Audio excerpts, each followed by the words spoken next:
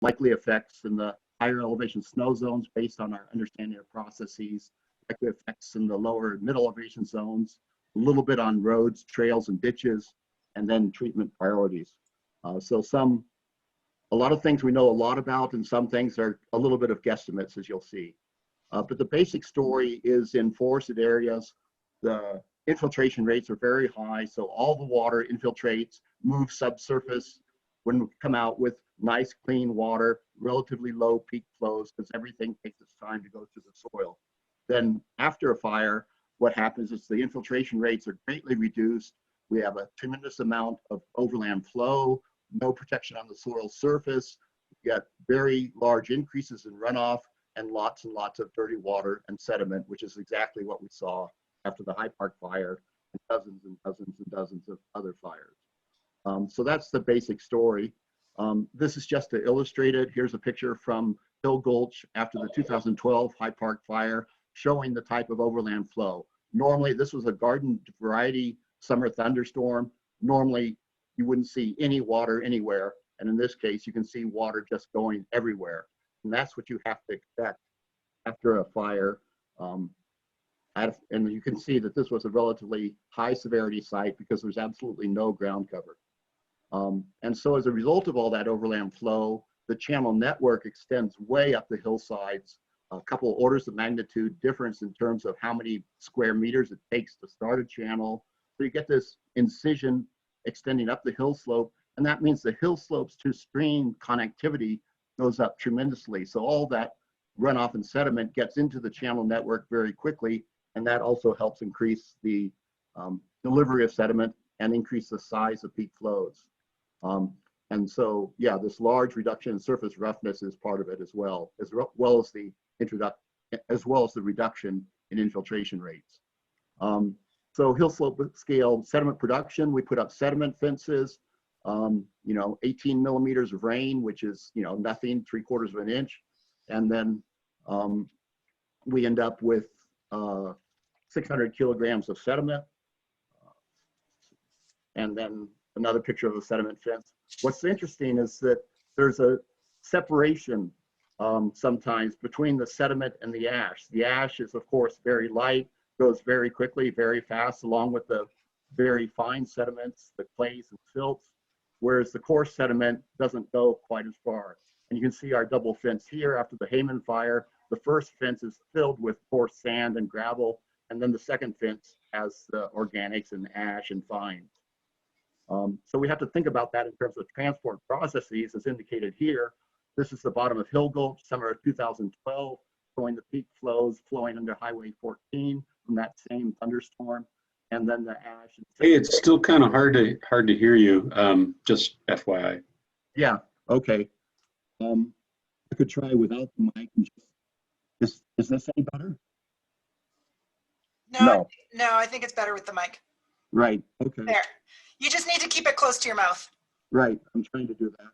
Again, just keep interrupting me, and I'm sorry for the difficulties. Yeah, we tried to fix it, but obviously didn't do quite a good job here. So anyhow, so you can see the suspended sediment and the ash that's transported down through the river system very rapidly, whereas the coarser sediments usually don't go nearly as far. And then this is the picture after the High Park fire, where the Pashlaputa River empties out into where the canyon opens up. We had lots of deposition because all of a sudden we had space for the water to flow, and where the water flows, then you got all the deposition. Is the sound coming through okay now? It's still a little bit garbled, but we can generally hear you. I'm sorry. What a deal. And if I speak up, does that help? That's helpful. Okay, I just have to shout to myself. So in terms of fire severity, the big thing is to distinguish between vegetation fire severity, which is what we typically get from the normalized vegetation difference from Landsat, and soil burn severity. And we have the 3 severity classes with high, moderate, and low. I won't go through the definitions, but the high severity not only kills the vegetation, modifies the surface soil. Moderate severity removes the cover but doesn't modify the surface soil.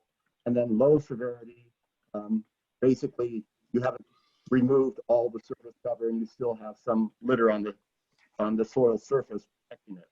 Hey, Lee, Yeah. why don't we try without the headphones? Just unplug it. Yeah.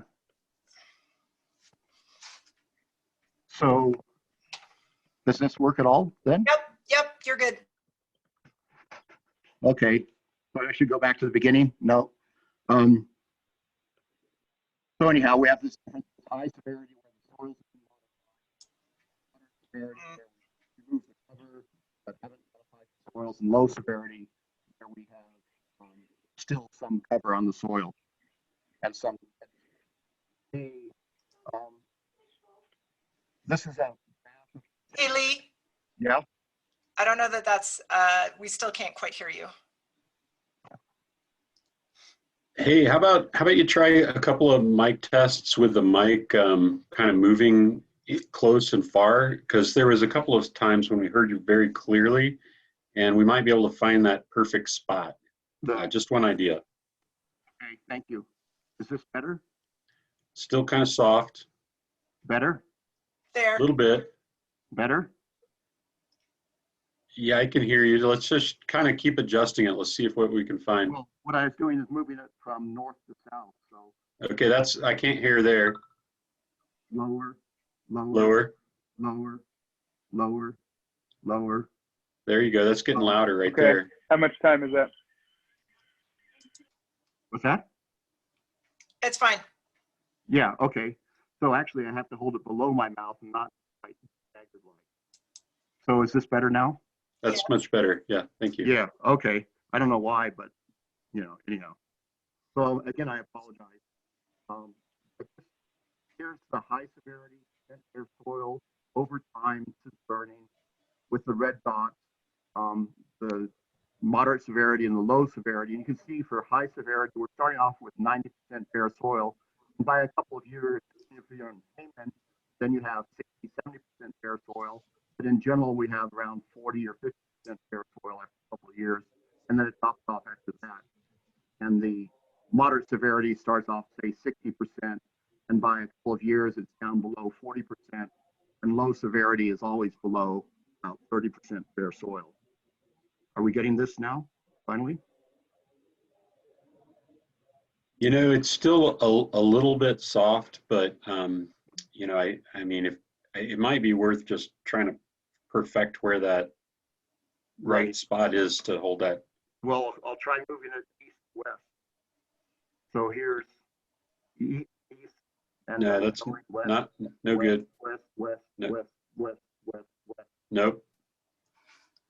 West here, or middle. Yeah, maybe just try bringing it out a little bit or closer. Let's try that direction. Well, okay, here's out, in. Out seemed to be a little better. Out here. Yep. Okay, so out and down. Again, I apologize for this. Oh no, don't worry, no problem. No, it's just all this brilliant stuff I'm saying, and you're missing. Okay, I think that might be okay. I'm sorry so to interrupt with that, but yeah, just stop me again in 30 seconds. But this is about right, or better than we have. Yes. Yeah. There was a suggestion that maybe there's a connection issue. Oh. Yeah. How's this? That sounds better. Yeah. No, I unplugged it because Jennifer said, well, let's try the thing. So I was talking to myself. Oh no, that's much better right there. Right. Okay. I think. So I was talking to was I talking to myself on this one? No, you can start from here. Move on from here? Yeah. Okay. So the reason percent bare soil is so important, all our hill slope data just plotted, regardless of slope, rainfall, soil type, or anything, years since burning, just percent bare soil versus sediment yield. Pete Robichaux has a similar graph. And I like to divide this into thirds with if you have less than 35% bare soil, basically you're going to be okay. If you have more than 65% bare soil, basically you're in trouble with almost any rainfall. And in between, anything can happen. You can have a light year and no erosion, and you can have a series of bad storms and higher erosion than any other situation, as you can see from the very high point right in the middle of that 35 to 65% bare soil section. Is this coming through now a little bit? Yes. Yes, that's great. Okay. So the reason, so you combine those two, the regrowth rate, percent bare soil, and what happens is this sediment yields, we get a huge amount of sediment, particularly the first year is a drought year, the second year, a lot of sediment. The black line there is the median erosion rate for time since burning. By the third year after burning, you can get a lot of erosion, but basically your numbers are way, way down. So it's a relatively short-term regrowth phenomenon that's driving your post-fire erosion. So the key controls on post-fire runoff and erosion really is the rainfall of snowmelt intensity. Are you getting enough water coming down to overwhelm the infiltration capacity, as we saw, and percent bare soil? Those are the two big controls.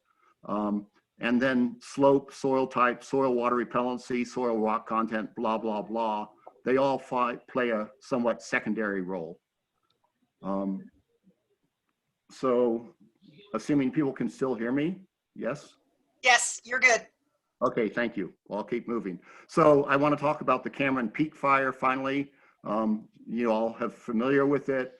And the basic story is that out of that 208,000 acres, here's the acres within the burn perimeter. Not all of it burned, but it's within the perimeter by elevation zone. And the basic story is that we have about 75%, 3/4 of it between 8,000 and 10,500 feet, with another 20% or 15% below 8,000 feet and 10%, if you want, above 10.5, so really high elevation. And it's that high elevation stuff that's really unique. If we put it in terms of snow zones, which is Stephanie Camp's contribution to the world, or one of her many, with these intermittent, transitional, and persistent snow zones, we can see that about half of it was in this transitional snow zone, 20% in the persistent snow zone, and 30% in this intermittent lower elevation snow zone.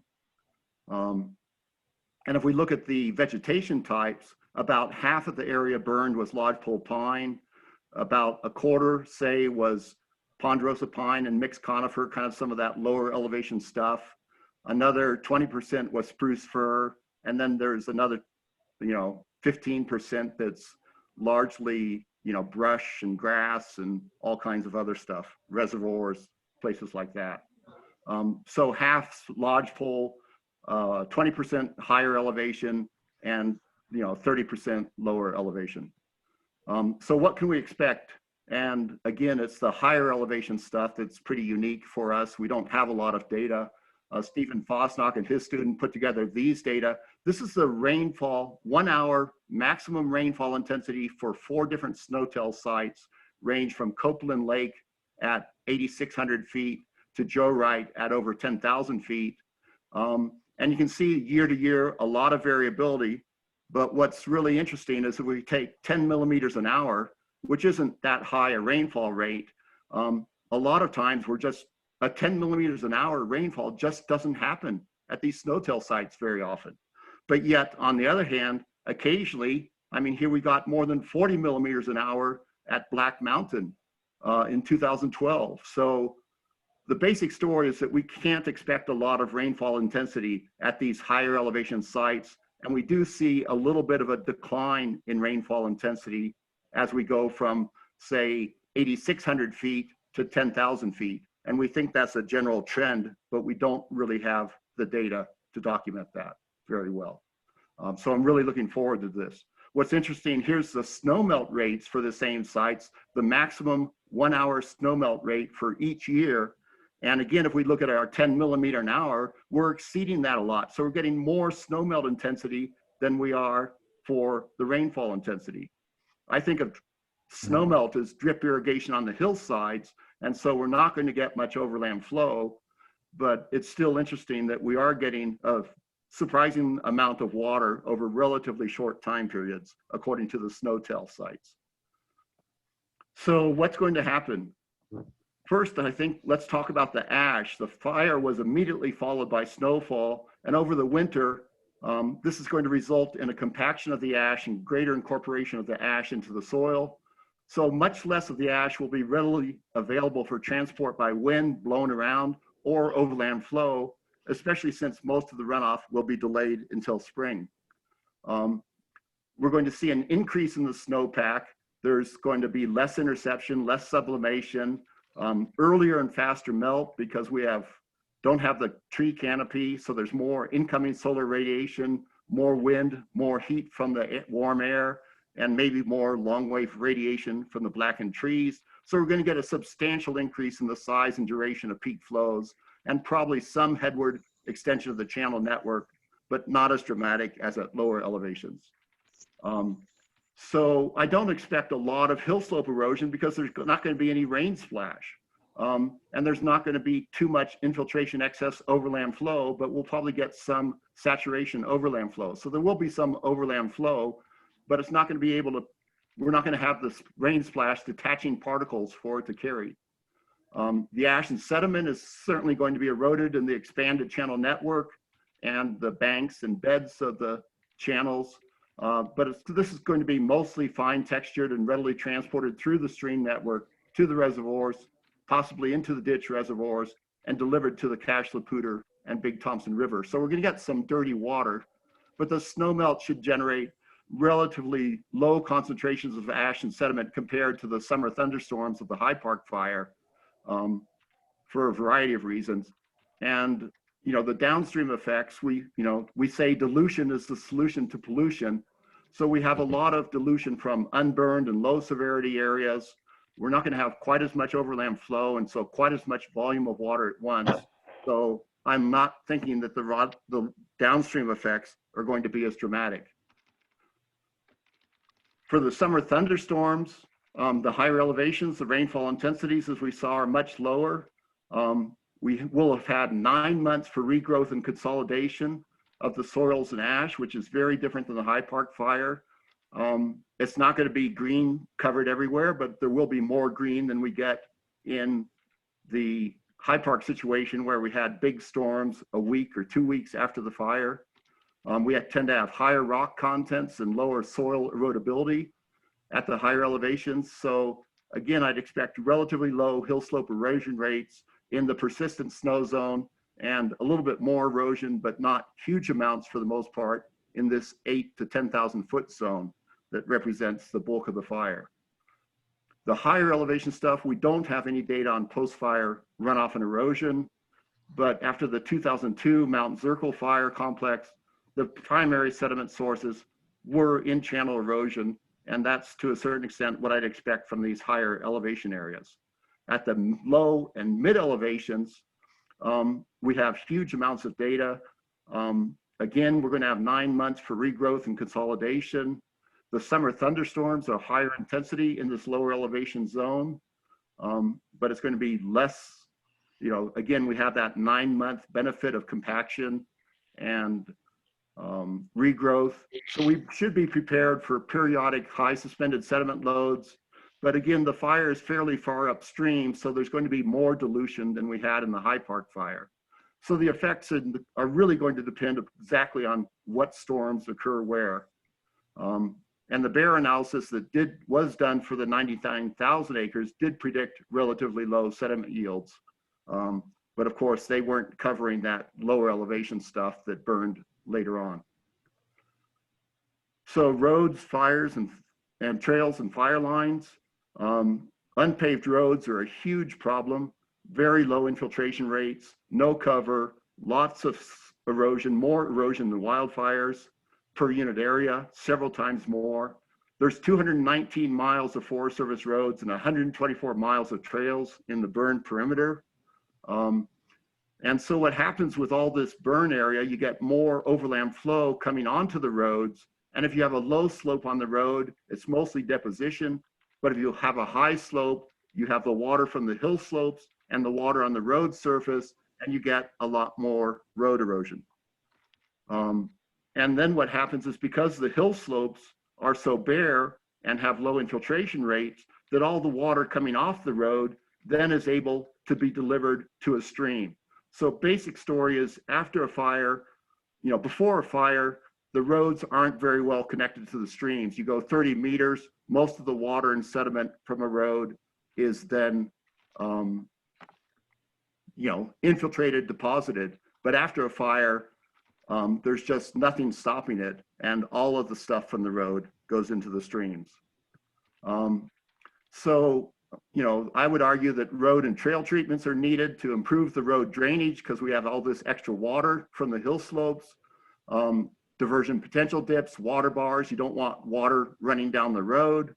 Larger culverts, remove and replace them with low water crossings. And the Bear report was interesting because it recommended a focus on post-fire road treatments rather than hill slope treatments. And to that, we can add trail treatments, but trails, of course, are a much smaller area. Debris flows, I've seen the USGS debris flow model done for the Bear report. These are calibrated, the USGS models calibrated to Southern California with all the huge amounts of uplift and high amounts of available and mobile sediments, much steeper terrain, and they get, all these debris flows. But I've seen very few post-fire debris flows in the Colorado Front Range. This saturation from the increased snowmelt is probably going to lead to some smaller debris flows, but I think the USGS model greatly overpredicts their likelihood and kind of lumps in what I call hyper-concentrated flows, that is the concentrated runoff and sediment that aren't really true debris flows, they kind of meld them together. And the debris flow volumes, they're just not very accurate and way too big. I've talked with Drew Coe, who's been doing a lot of does the watershed emergency assessments in California in different areas. And yeah, we pretty much agree on this. So my big concern really is the post-fire conversion of lower elevation areas to grass shrubland. We had a fair amount of low elevation burned areas.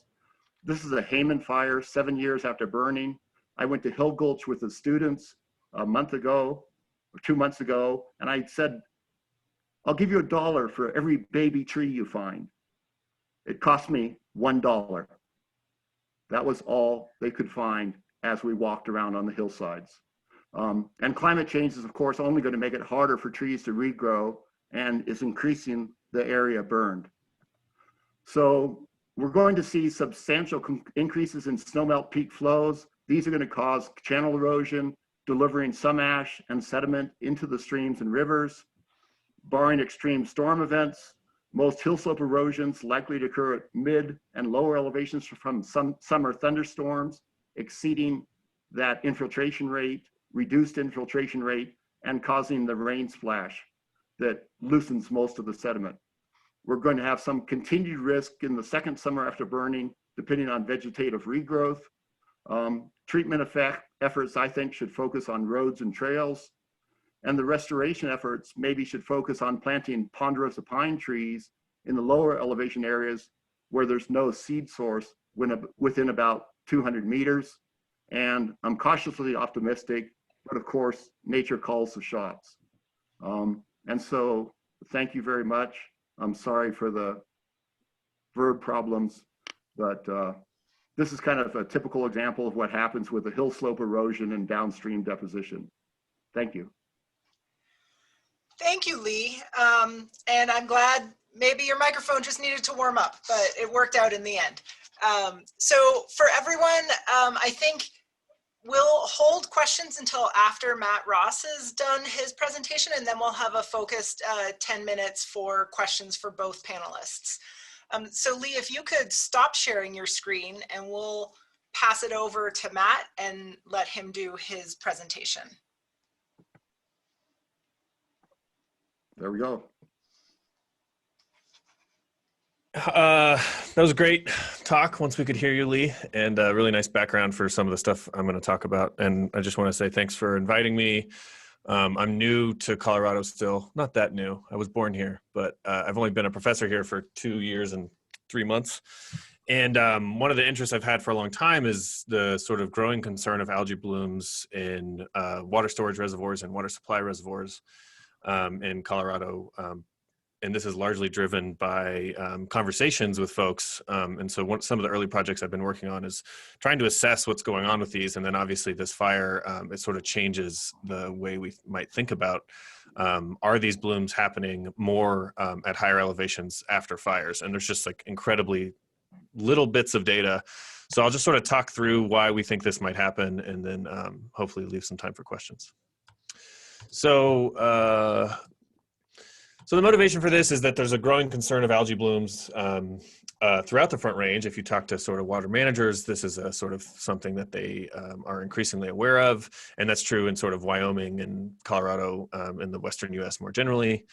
And this is happening increasingly, potentially at high elevation reservoirs that historically were sort of immune because they're sort of cold and had a really short season.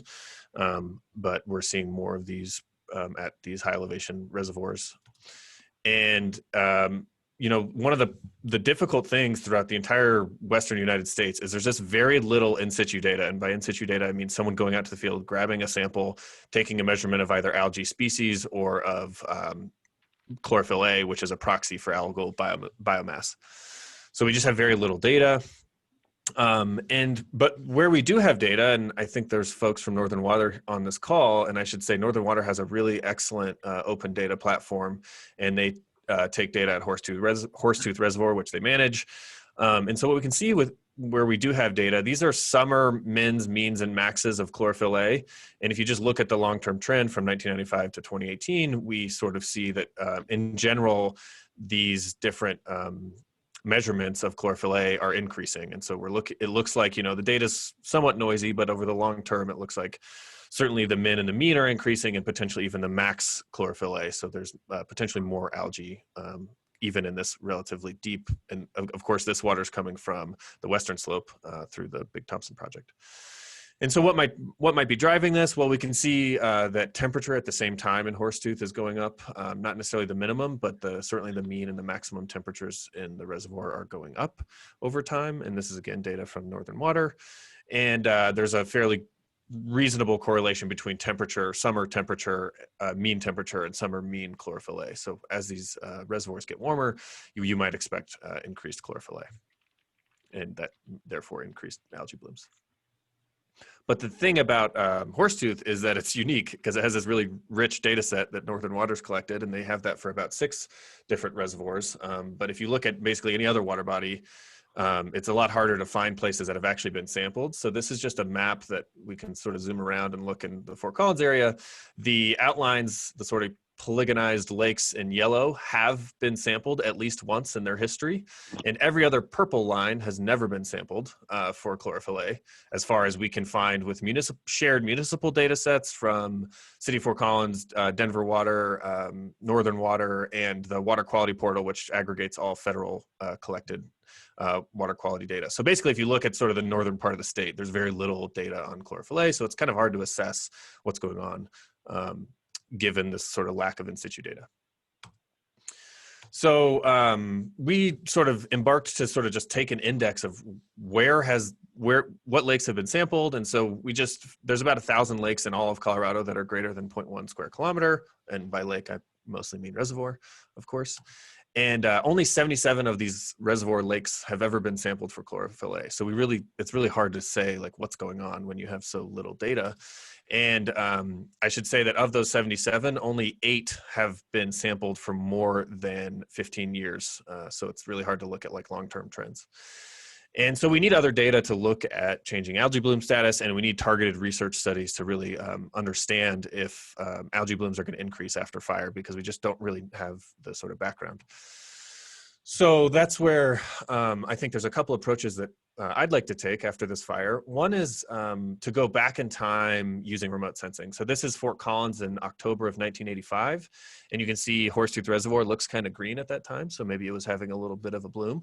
And we can use the color of these lakes and reservoirs to build models to assess chlorophyll A concentration using just imagery alone, or some imagery plus some local information like elevation or sort of vegetation status, nearby vegetation status. So this is 1985, and we can see this is about a month and a half ago. This is in early October. And the lake in this case was really low, but not in a bloom status. It looks quite blue to me, but you can see obviously Fort Collins has changed a lot in the last 20 or 35 years. And this remote sensing archive allows us to go back in time. So that kind of can fill in some of that missing data. I might skip this really cool video. No, I'll just go to the end. Basically, this video shows our approach to building these remote sensing data sets. So this is just Landsat going over the country, taking images of all these lakes and rivers. Maybe I'll make it full screen. And as they flash, it means that there's a cloud-free image over that lake or river, river section.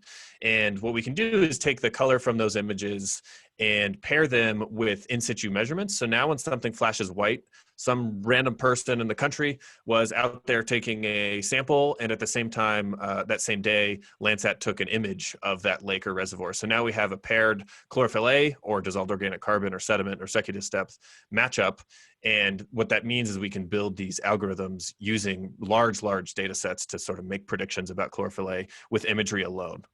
And this is sort of something that remote sensors have been trying for a long time, but they've never really had such a large data set that we built as part of my postdoctoral research. So I'll just skip to the next one. And this is a chlorophyll A retrieval algorithm for horsetooth. It's using a machine learning approach called gradient boosting, which blah, blah, blah methods. But basically it works pretty well in horsetooth. And then we can sort of look in black is our remote sensing estimate, which is a spatial average of the estimate of the chlorophyll A in horsetooth, and then in red is the in situ measurements. And while they disagree, I wouldn't necessarily expect them to agree. The timing of these is really different. What they're measuring is really different. But in general, both of them show the same thing, which is this sort of long-term summer increase in chlorophyll A concentration in horsetooth. And so the next steps that I'm sort of like building off of this work, some of this work was funded by the Colorado Water Center, and we're sort of trying to build it out and really work with municipalities to understand, not just at Horsetooth, but up higher at all these reservoirs that just had this Cameron Peak fire burn all around them. What was their past like? So did they have algae blooms? And we can use remote sensing to sort of take some guesses at that.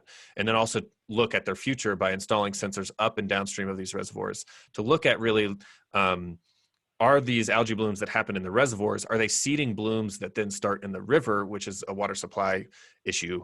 Of course, if you have algae blooms going through your river, then it makes it harder to treat the water, and that affects, of course, Greeley, Fort Collins, all of the water users downstream. So we're refining that remote sensing algorithm to try to predict chlorophyll A with imagery alone in smaller reservoirs. When reservoirs get smaller, it's a lot harder to do this well. We're trying to assess the drivers of observed trends in chlorophyll A, so with especially a focus on drought and temperature and fire. And we're using a color as a quick proxy to understand if these things are changing before we use the algorithm. So there's this thing called dominant wavelength, which is just basically how does the human eye see a lake? And so these lakes, this is work done by a colleague, Zhao Yang, at the University of North Carolina. And in the top left is the bluest lakes. These are just little clips of lakes. And so as you go from left to the top left to the bottom right, you go from blue to sort of green to yellow to red. All the red lakes are mostly like mine spoiled lakes. But the question is basically like, were our lakes like this nice bright blue, and are they trending towards this sort of like murky green? And if you sort of take these are a lot of the lakes that we expect to be impacted and reservoirs to be impacted by the fire. So this is just sort of a map. Of course, the fire sort of started up here and spread basically everywhere. And there's some nice features of this fire where some of these reservoirs have no impact upstream, and then other ones that have a ton of impact upstream. So we can sort of think of a study design where we have reservoirs that were impacted by the fire directly and are at a roughly equal elevation to another reservoir that was not that impacted. And so, oh, that's annoying. There's my data frame. Oh no, you can't see it. Here, I'll zoom out a lot. So this is just the dominant wavelength where in the 470s would be a really blue lake, and in the 550s would be a fairly green lake. And the red bars are years that the Poudre River, the Cashel-Poudre watershed burned. And I was just sort of looking like, is there some correlation between fire and these blooms? And, you know, what I see here is basically like, we don't have enough data yet. I was doing this while Lee was dealing with his sound issues.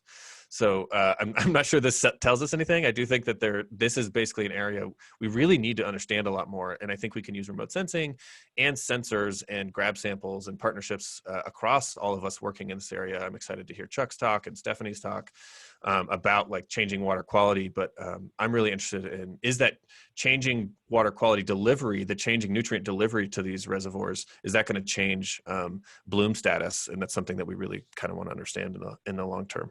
And that's really all I had. Maybe I'll go to a different slide since that one's kind of ugly. Let's go to this one. And that's it. Great. Well, thank you for that, Matt. So we have some time for about 10 minutes for questions for both panelists.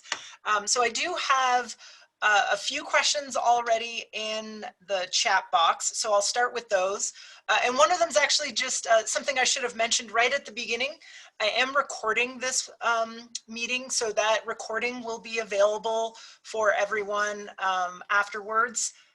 And then we'll also circulate the presentations from the different panelists as soon as I get them from the panelists. So the first question is for Lee. Hayman post-fire impacts were compounded by the abundance of decomposed granite as a subsurface material.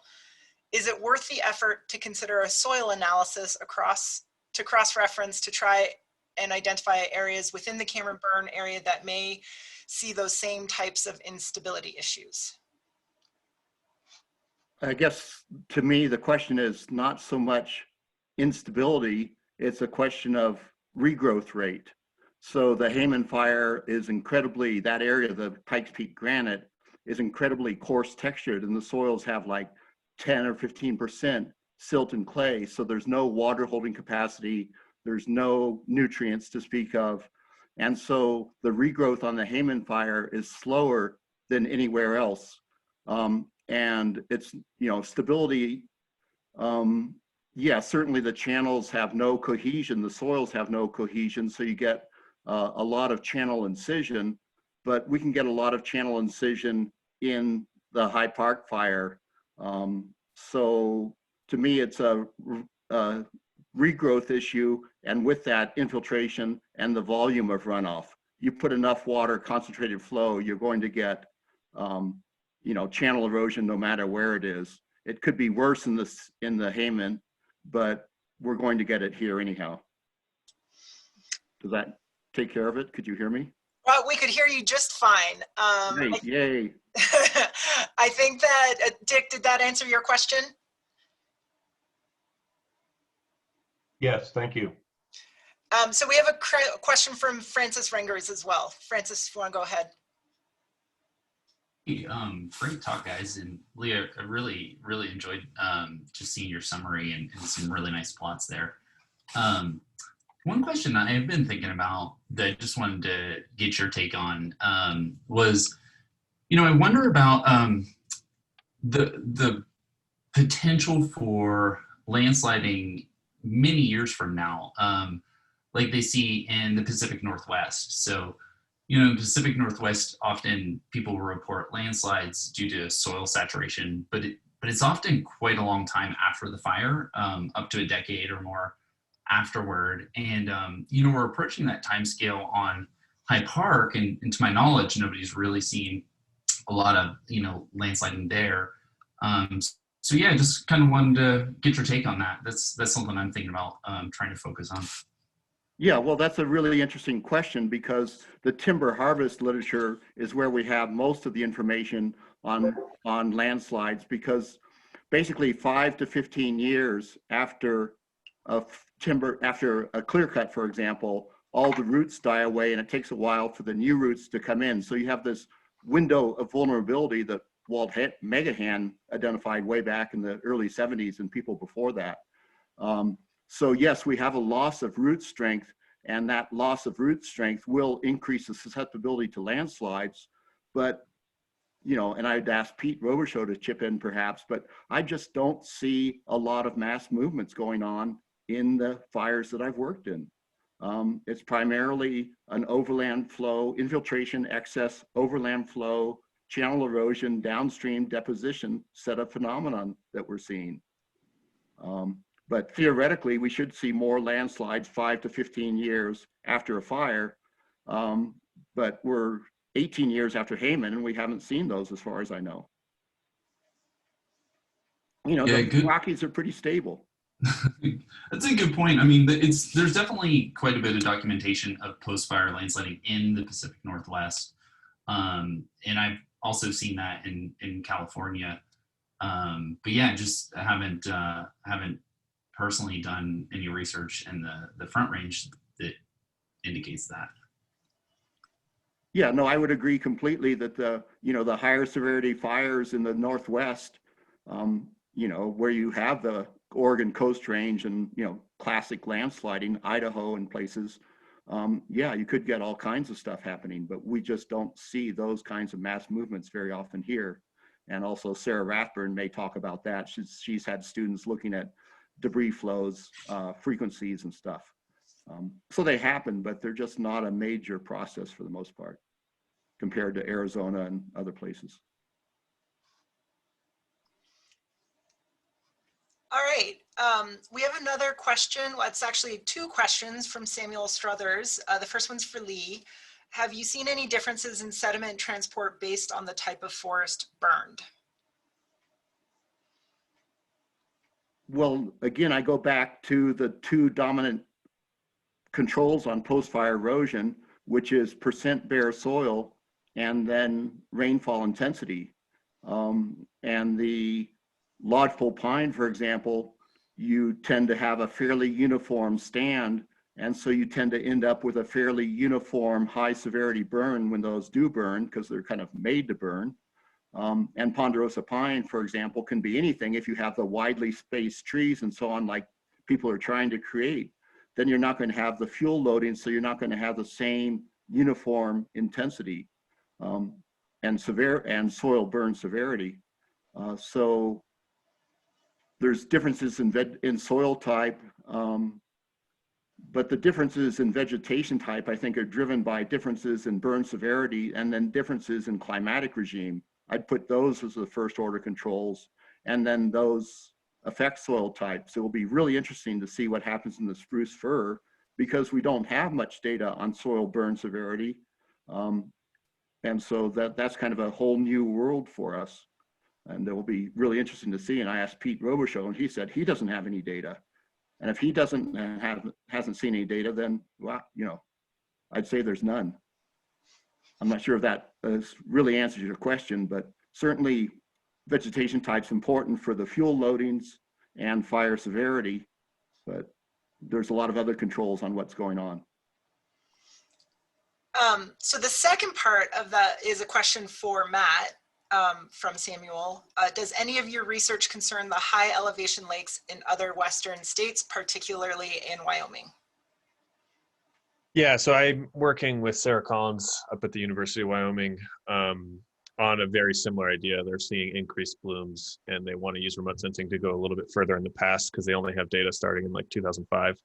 So the idea is to like build an algorithm from 2005 to 2020 that we can validate, and then use Landsat 5 and 7 to go back further in time to look at the long-term trends and build up some idea of the controls on these algae blooms. If you look at the imagery in the past, it's not like this, you know, Horsetooth is like, of course, the site I use for the proposal. And I didn't know this, but it's one of the only ones that has pretty clear monotonic trend. Most of the sites have these random blooms that are just like, there's some local condition that we don't understand that causes a bloom.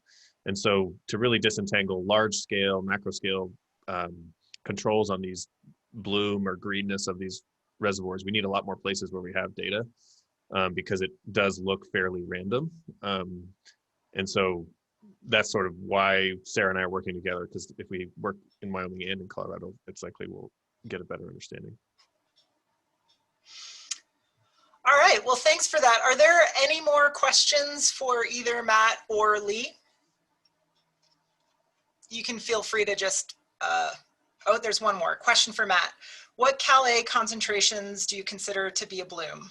Oh, that's a great question. I meant to say that in the Horsetooth plot. Cold reservoirs, according to the state, depending where you are, is 8 micrograms per liter and above is problematic, and warm reservoirs is 20 micrograms per liter or above. So it depends a little bit on what the temperature is, and it, 8 is not necessarily something that, like, if you're a landowner and you see it blooming at 8 micrograms per liter, that you're going to like start to be nervous about. But certainly that's one where for water treatment and other issues, depending on what algae are active, 8 micrograms is sort of one that people look at. And this gets at like a problem with using chlorophyll A as a proxy. Like, it really matters who's blooming, not just the concentration of chlorophyll A. So I didn't really talk about this, but you can have algae blooms, you can have diatom blooms, and you can have cyanobacterial blooms. And the one that is most concerning is cyanobacterial blooms, where much lower concentrations can have problematic other compounds that they generate. And one of the things that is potential happens after a fire is you change the nitrogen to phosphorus ratio, and you enrich phosphorus and you decrease nitrogen because you burned a bunch of it off. And so when you do that, cyanobacteria can fix nitrogen. So you might change the conditions to favor cyanobacteria, for example, would be one of the sort of research questions that we have that I didn't mention in the talk. So thanks for that opportunity to clear that up, Judy. You're welcome. And then we have time, I think, for 1 or 2 more questions. There's one from Jared Heath with the city of Fort Collins. Matt, what are some of the other expected water quality impacts or changes we may see in high elevation reservoirs from the Cayman Creek fire? Yeah, there's so many in terms of sort of what Lee talked about is obviously going to be a huge one, right? It's just sedimentation into these reservoirs. That's probably like the number one thing that I think we can be fairly certain there's going to be more sediment loaded into these next year than there was the year before. But the exact sort of like shape of the nutrient impacts, we don't really know. There's some research coming out of Stephanie's lab with her student Bryce Pulver that longer term and out of the USGS, you can have increased metals post-fire just because they're sort of released and loose in the soil, and so they're more soluble and get sort of long-term, they can kind of like just be released at higher concentrations. So basically every feature of the sort of chemical weathering and mobility of a lot of any element you can think of is different after a fire. And that's going to obviously propagate first into these reservoirs. And so I think you can sort of think of it on a bunch of different axes. What I was focusing on was a lot the biotic post-fire response, post-water quality change response, because I think that's an area that not a lot of people have worked on as much. But certainly there's more work on the direct, increase in metals, increase in sediment, and change in carbon character and carbon concentration, and work like that Chuck and others have done. I think the other thing that I'm interested to see is, does this have some temperature changes on these lakes? The radiative forcing budget up there is going to be really different because your evapotranspiration is going to be really different. And it's unclear to me, might they get warmer given that there's just like charred, burnt moonscape around them? I don't really know, but that's another thing that I'd be interested to look at. And we do have more data on temperature than chlorophyll A, so that would be something we could look at. All right, we have time for one last question. If anyone's got one, you can raise your hand or just unmute your mic.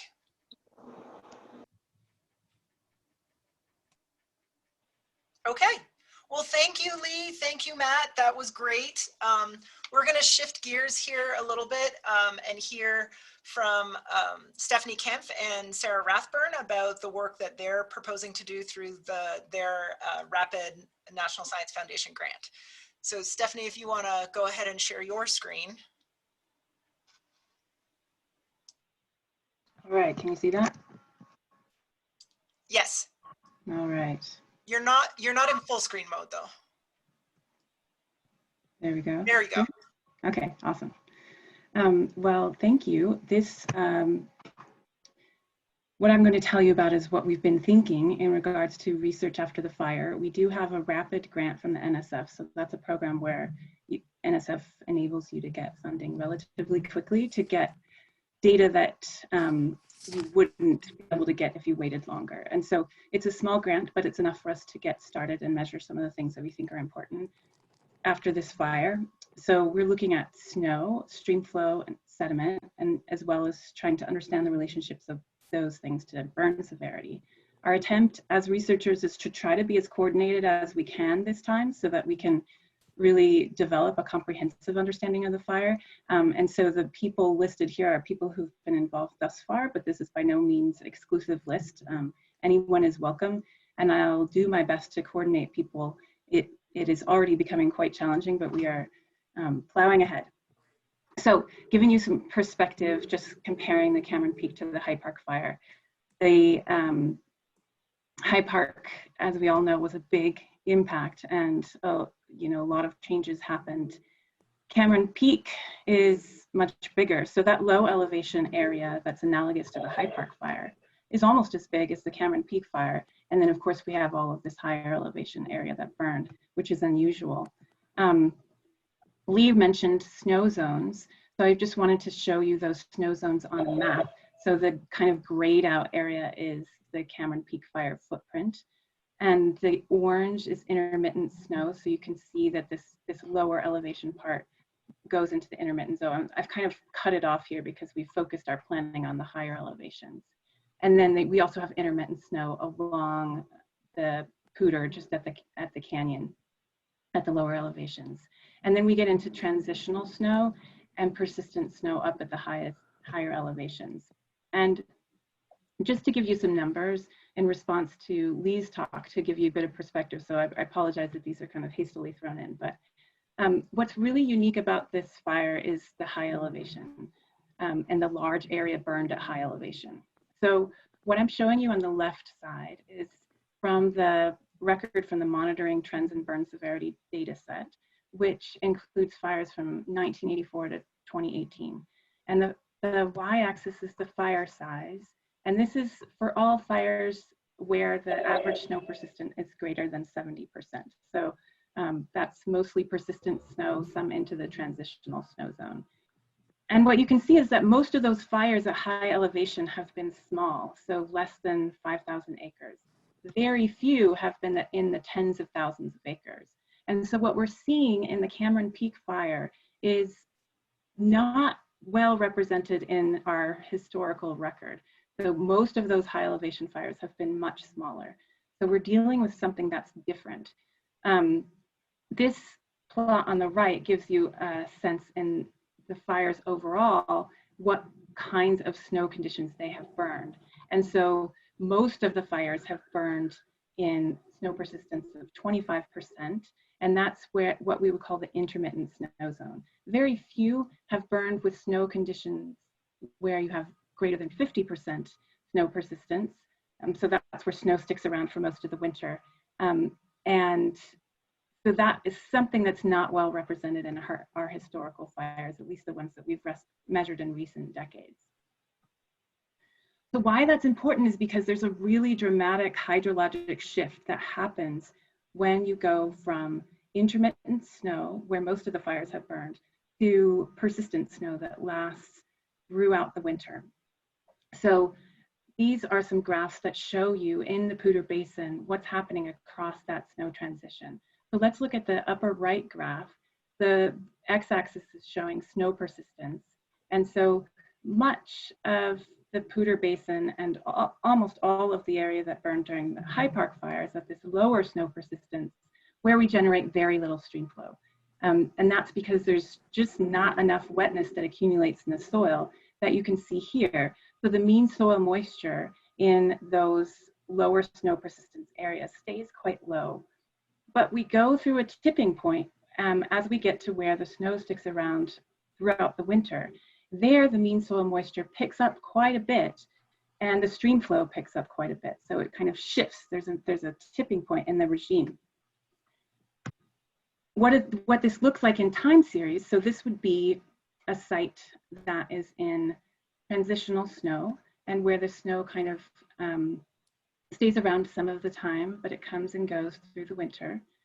And its soil moisture rises during those periodic snow melts, and it might rise a little bit during summer rain, but it mostly stays below saturation. Versus when we get to the persistent snow zone, where the snow accumulates and then melts in a concentrated way during the spring or early summer, the soil then saturates. So we create these saturated conditions that are really different from what we get at low elevation. And that's why we're curious what's going to happen during snowmelt. We're not concerned solely with the summer response, because the snowmelt response is probably going to be very different than what we've seen in prior fires, because there is so likely to be so much more moisture coming in and so much more saturation. Okay, so zooming into the fire, this is the burn severity map from the BEAR report. So it doesn't include the full fire area, but I'm including that because I think some of you are familiar with that. And what we can see here is some places where there are existing measurements. So there is a snow measurement at Joe Wright Snowtell. There's Long Draw Snowtell and Hourglass Snowtell. What we're planning to do is try to understand the effect that burning will have on the snowpack. And we think that's going to be elevation dependent, that there'll be different effects depending on where you are in elevation and how persistent the snow is. So what we'll be adding is a burned high elevation snow monitoring site. We already have a weather station in place at CSU Mountain Campus that's unburned. And then we'll add a burned transitional elevation snow and weather monitoring site. We're also planning a number of cameras that will be pointed at snow poles to track the snowpack, as well as repeat drone flights to keep track of the snow as it's accumulating and as it's melting, and those will be coupled with some field surveys. Just to give you a sense of what's happening already in the fire, we were out there for the first time this past weekend. We measured some infiltration. We got almost no infiltration at all the sites that we measured. So quite extreme conditions. You can see some of the remnants of the first snow that fell, actually not the first snow, the second snow that fell on the fire, and how it's melting out. So you see this aspect of dependence in the melt.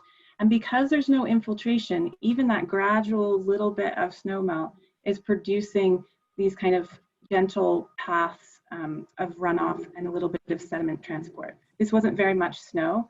So when we think about the meters of snowpack that are likely to accumulate there, of course, depending on the winter conditions, and as that melts, we might see some more action than these kind of smaller responses. It's hard to know, again, because we don't have data for these higher elevations and their type of response, nor do we know how the soil is going to transform over the winter when it's covered with snow. For stream flow, we already have a set of monitoring sites where we've been keeping track of headwater stream flow throughout the basin. And so these span from high elevation to lower elevation. There's Dad Gulch that we've been monitoring that's partially burned. Dry Creek, which is not shown in the burn severity, but this one is almost entirely burned, quite severely.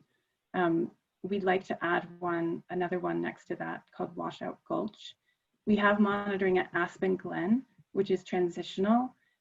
We would like to add some monitoring at some of these higher elevation burn sites as well. And then we already have some tributaries up here on just the other side of the divide where we're monitoring stream flow. What you see in all the diamonds are stream tracker sites. These are sites where we track the presence or absence of flow, and anyone can participate in that project and take photos of streams, and that gives us a nice record of what's happening in lots of different streams over time. So those are the stream tracker, all the diamonds, and then the stream stage measurements are the purple, some of which already exist and some of which we plan to add. So we'll be comparing the unburned persistent snow zone watersheds to some new watersheds that we'll monitor that are burned but also have persistent snow. We have one of our existing monitoring sites that's burned and is in transitional snow. and as well as some other burned transitional sites, again, where we've already had monitoring, and we'll add some more to that. Sarah Rathburn will tell you a little bit more about the fluvial geomorphology, but just to highlight a couple of the watersheds that those groups will be interested in. Hague Creek, which is partly in Rocky Mountain National Park, high elevation site. Beaver Creek, a lower elevation but very severely burned watershed. So overall for the streams, we'll be measuring the stream stage, and we'll have cameras at the streams where we got those stream stage measurements. This just gives you a sense of what we are doing. So this is one example of a stream tracker site. So we have these photo records of what the stream looked like prior to the fire. And so for reference, you can see this rock is there, this tree is there. And some of these streams have just been entirely burned. This is one of them. Shocking amount of change that you can see along the stream corridor. Of course, not channel geomorphic change yet, so we'll see what happens.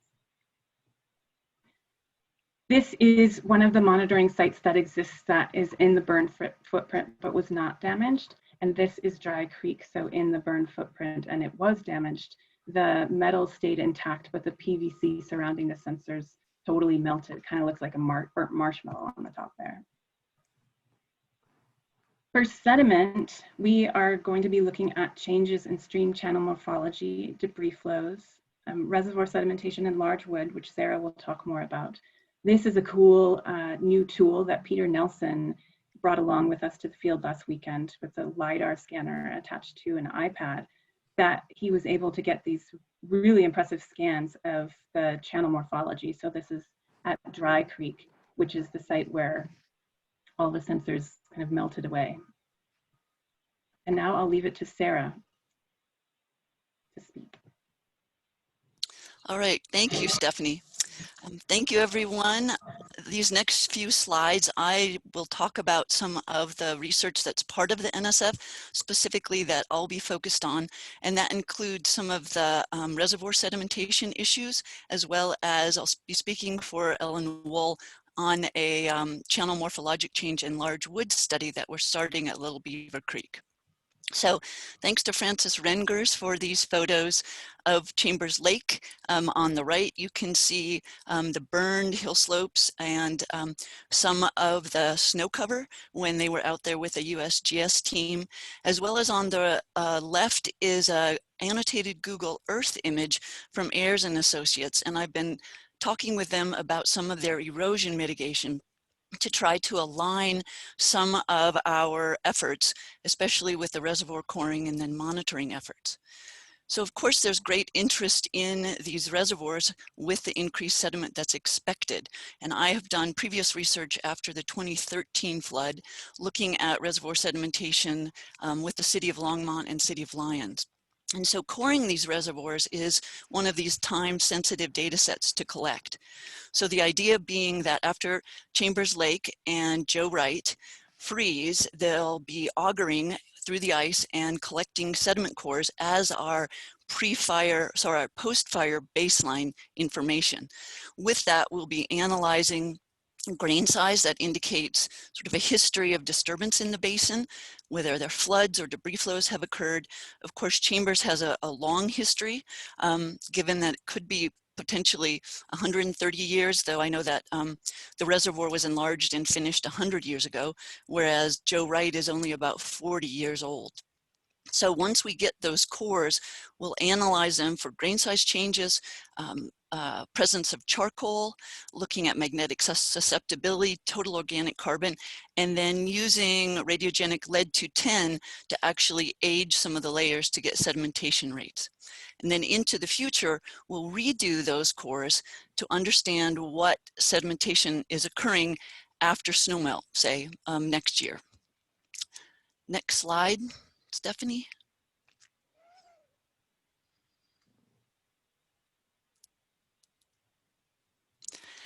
And then moving to, and I should mention that that's in the persistent snow zone, those high elevation reservoirs, moving into a transitional site where there's lots of pre-fire data collected by Ellen Wool and her graduate students over many years.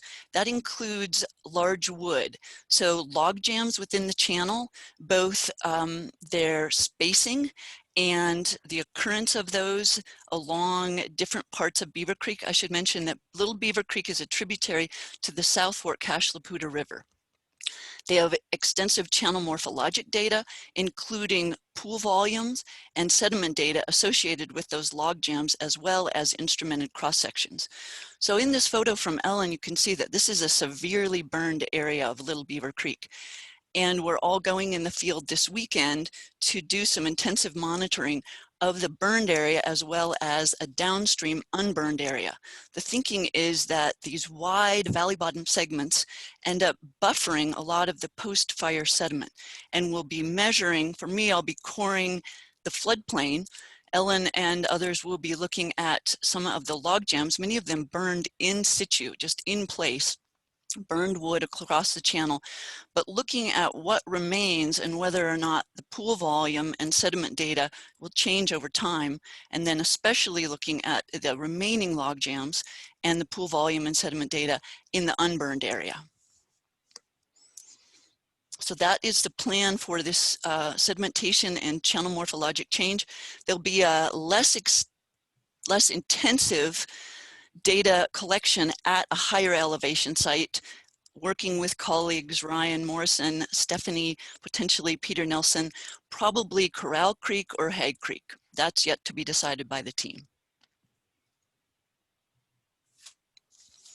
All right, thank you for that, Stephanie and Sarah. I really appreciate hearing about the research questions and where you guys are planning on doing the research.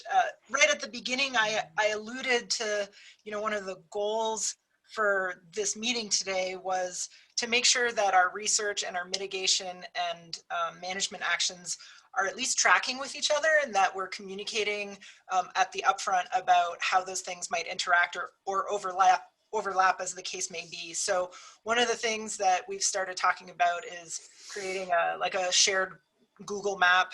Some of you who've been on the recovery team have already seen one of the Google maps that we started working on, where we can track where monitoring is happening, monitoring research is happening, and where mitigation activities might be happening, so that we understand where those overlaps might be and where some of the opportunities might be.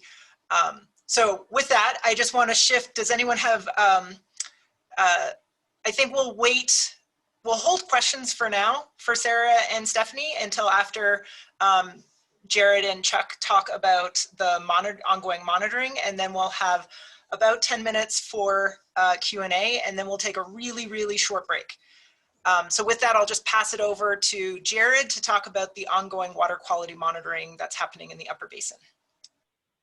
All right, thanks, Jen. I'm assuming everybody can see my presentation here. I just want to thank all the other presenters. I'm just really grateful to have such a knowledge base and these types of resources so close to home when impacts and big events like this happen within our watershed. So thank you so much. My name's Jared Heath. I'm the watershed specialist for the City of Fort Collins Utilities. And the purpose of my presentation today is to provide everyone just with an overview of some of the existing water quality and monitoring efforts that are going on within the watershed that the city is a part of, and some of our collaborators, and some of the other studies or recovery related monitoring that we'll be conducting as well, really just to kind of give a high level overview for everybody. So I work for the Watershed program, and the mission of our program within utilities is monitoring water quality for the protection of the city's drinking water supplies in the Poudre River. The city gets its drinking water supplies from Cache La Poudre River and Horsetooth Reservoir. City of Greeley and Soldier Canyon Drinking Water Authority also rely on the Poudre River as well, and we collaborate with them and others on many of these monitoring efforts. So this is just, Lee gave a really good overview of some of those watershed impacts that we see post-fire, and the table here shows some of those impacts to our raw water quality. So those are some of our concerns before it comes into the plant. And then the column on the right are some of the finished impacts or some of the impacts to our finished water quality that can occur because of those changes in our raw water quality. So what we would like to do is establish monitoring programs around our source drinking watersheds to really understand water quality, characterize water quality within our drinking watersheds so that we can essentially determine impacts to our water treatment facility, assess short and long-term trends within our water quality, our source water quality, identify or determine potential environmental and human pressures within our source watersheds, as well as support watershed protection efforts. So our Upper Cache La Poudre Collaborative Water Quality Monitoring Program has been in place since 2008. And it's a partnership between Soldier Canyon Drinking Water Authority, the City of Greeley, and then the City of Fort Collins. The graphic here is just showing our sites that are, our monitoring sites that are on the main stem of the Poudre. We also have sites on the North Fork, but for the purpose of this presentation and the impacts from the High Park fire, I left those off. But we have monitoring sites that begin all the way up below Chambers Reservoir and go down all the way to Greeley's diversion below the North Fork. Most of these sites are strategically located to capture influences, either major contributors like the South Fork or reservoirs and other diversion structures, or understand or collect water quality information at our drinking water intake. So this site here and here. We do monitoring from April through November, and you can see the constituents listed down there. And one of the benefits from this long-term record, which we recognized after the High Park fire, was really understanding what types of changes were occurring following those fires, because we had the pre-fire data, as well as tracking watershed recovery following the fire. So most of our sites in the upper watershed have been burned, so we do have that pre-fire data to track those short and long-term trends. One of our wildfire response efforts that we are doing now is after the High Park fire, we installed a real-time monitoring device down or up above our intake called the Manners Bridge water quality monitoring site here.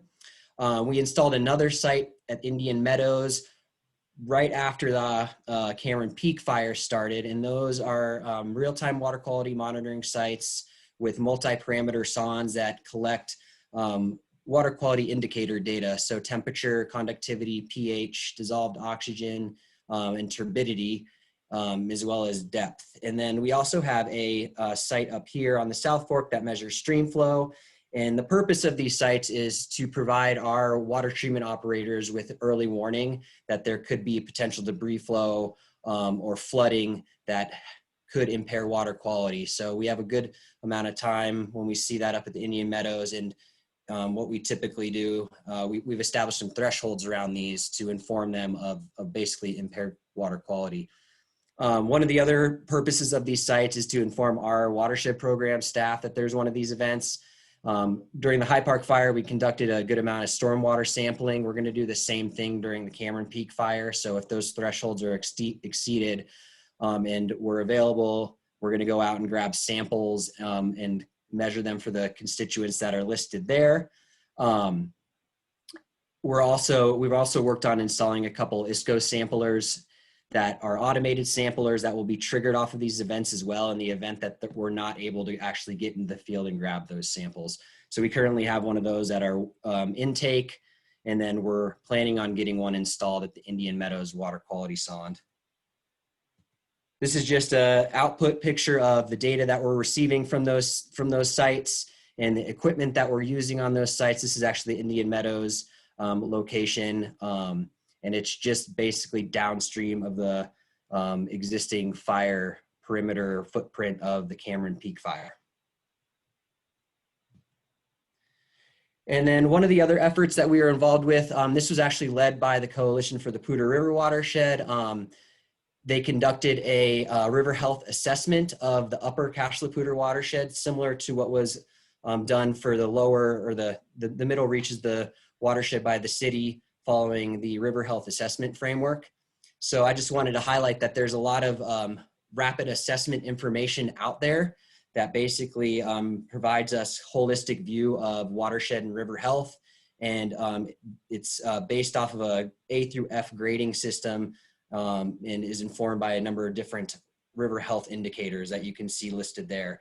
So we can, we can potentially use this baseline as a way to potentially go back and reassess some of these sites, specifically maybe in those riparian zones that were impacted by the Cameron Peak fire, and then also maybe use these as for effectiveness monitoring after some of the treatments and restoration efforts that go up there, that go on up there. And then finally, back to kind of what Matt was touching on, one of the main concerns we have is some of these potential impacts to reservoirs in the upper watershed. We don't have a lot of water quality information from those reservoirs.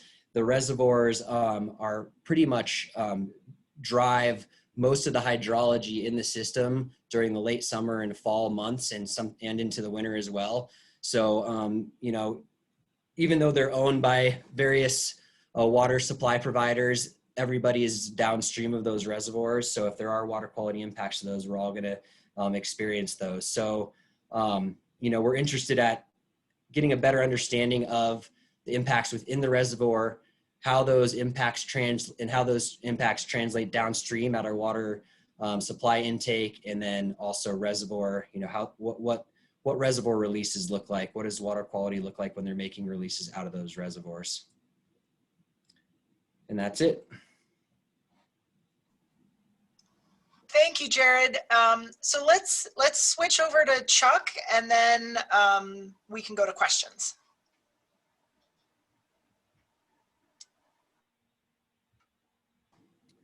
Okay, so do you see my screen yet? No, we see you. You see me? Okay, how am I looking? Awesome. Okay, let's see here. It looks like the window is blocked by one of these other little windows here. How do I get over there? Okay, let's try this. Okay, how's that? You're good. Okay, good. Thanks very much, everybody. This has been a great meeting, and I really appreciate the great comments and talks. There's going to be some amazing science going on out in these catchments. I mean, the Cache La Poudre should be a center for excellence for post-fire research, given all of the expertise we have in this area and an intense interest. My objective for this morning is just to kind of tag on to what Jared said and talk a little bit about some additional pre-fire, post-fire monitoring that's going on. My name's Chuck Rhodes. I work for the U.S. Forest Service in the Rocky Mountain Research Station, and I'm a watershed biogeochemist, and I've worked quite a bit in the Hayman fire and started to work in this catchment following the High Park fire. We're all very interested in water quality from a treatment perspective, but we're thinking about it, and Jared brought this up, we're concerned with water quality from various other perspectives, and one of the interesting ones is to look at the recovery of catchments over time and how they return to baseline, and what that's going to mean for water intake, what that means for aquatic biota, for in-stream recreation, and so on. Okay, let's see if I can forward some slides here. Okay, so I wanted to sort of tag on with and talk a little bit about some of our monitoring. We set up a monitoring network following the High Park fire, and this was done in conjunction with Coalition for the Poudre River Watershed and the City of Fort Collins.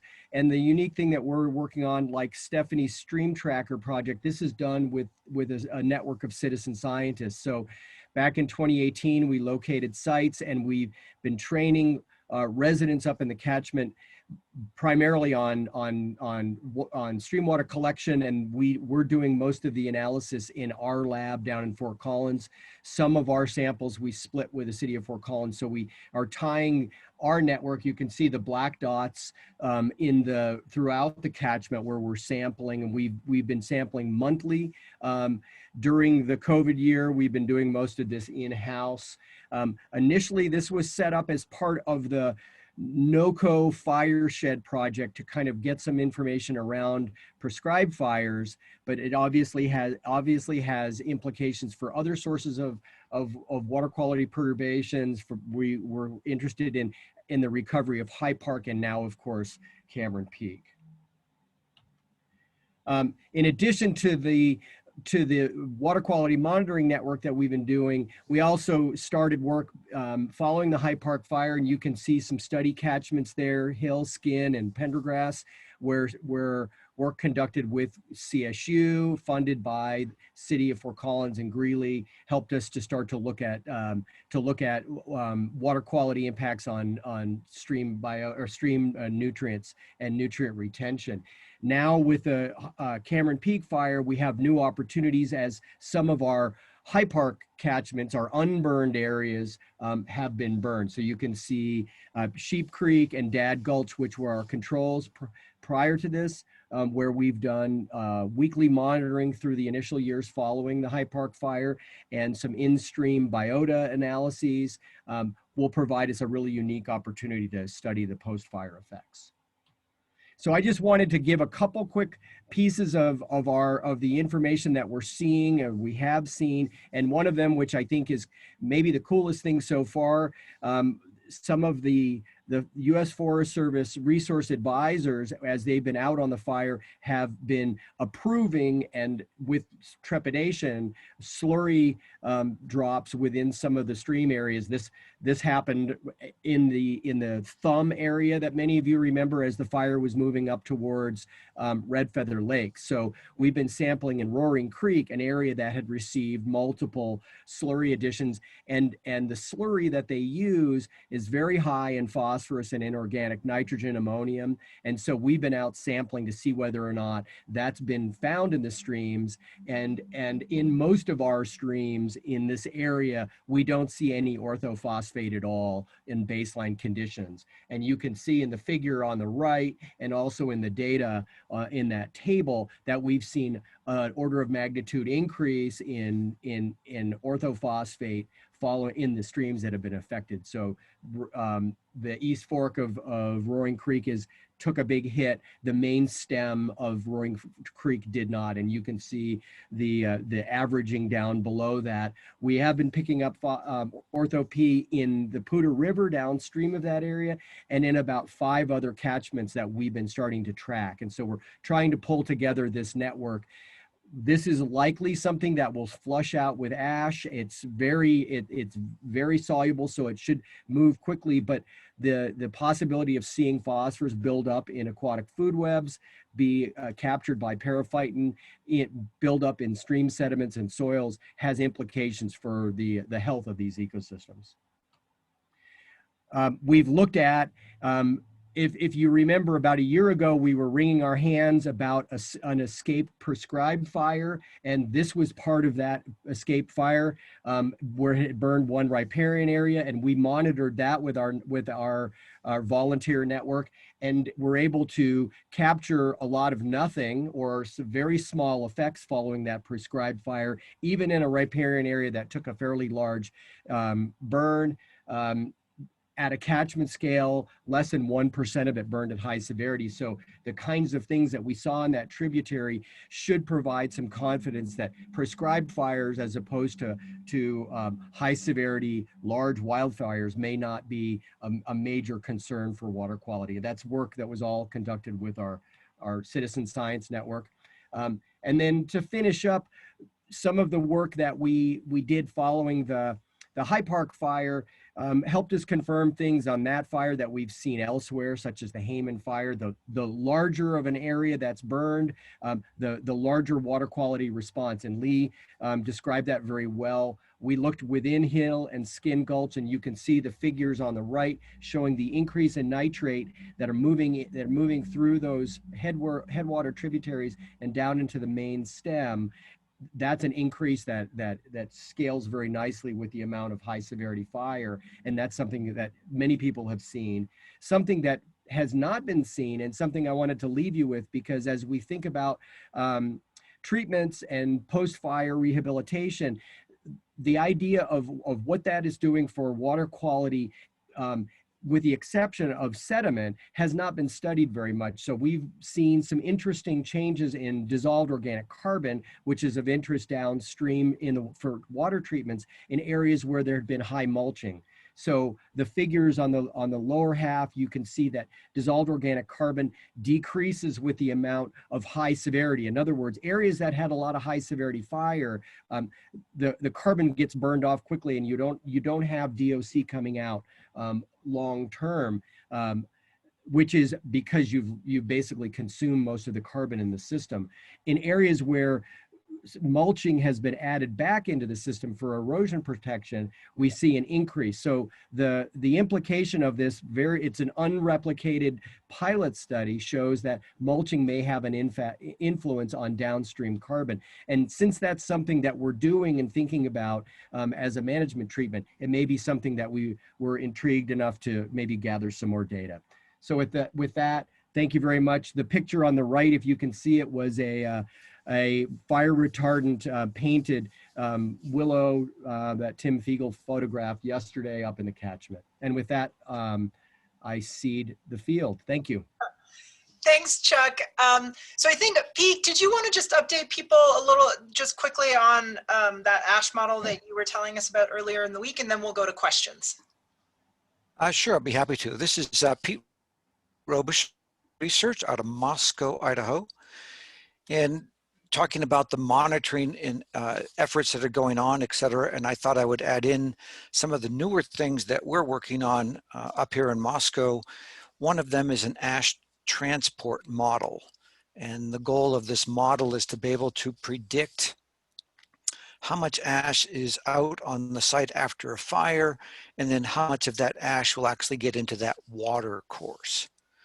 So let's just think about that for a minute. Well, how do you estimate how much ash is on the fire site?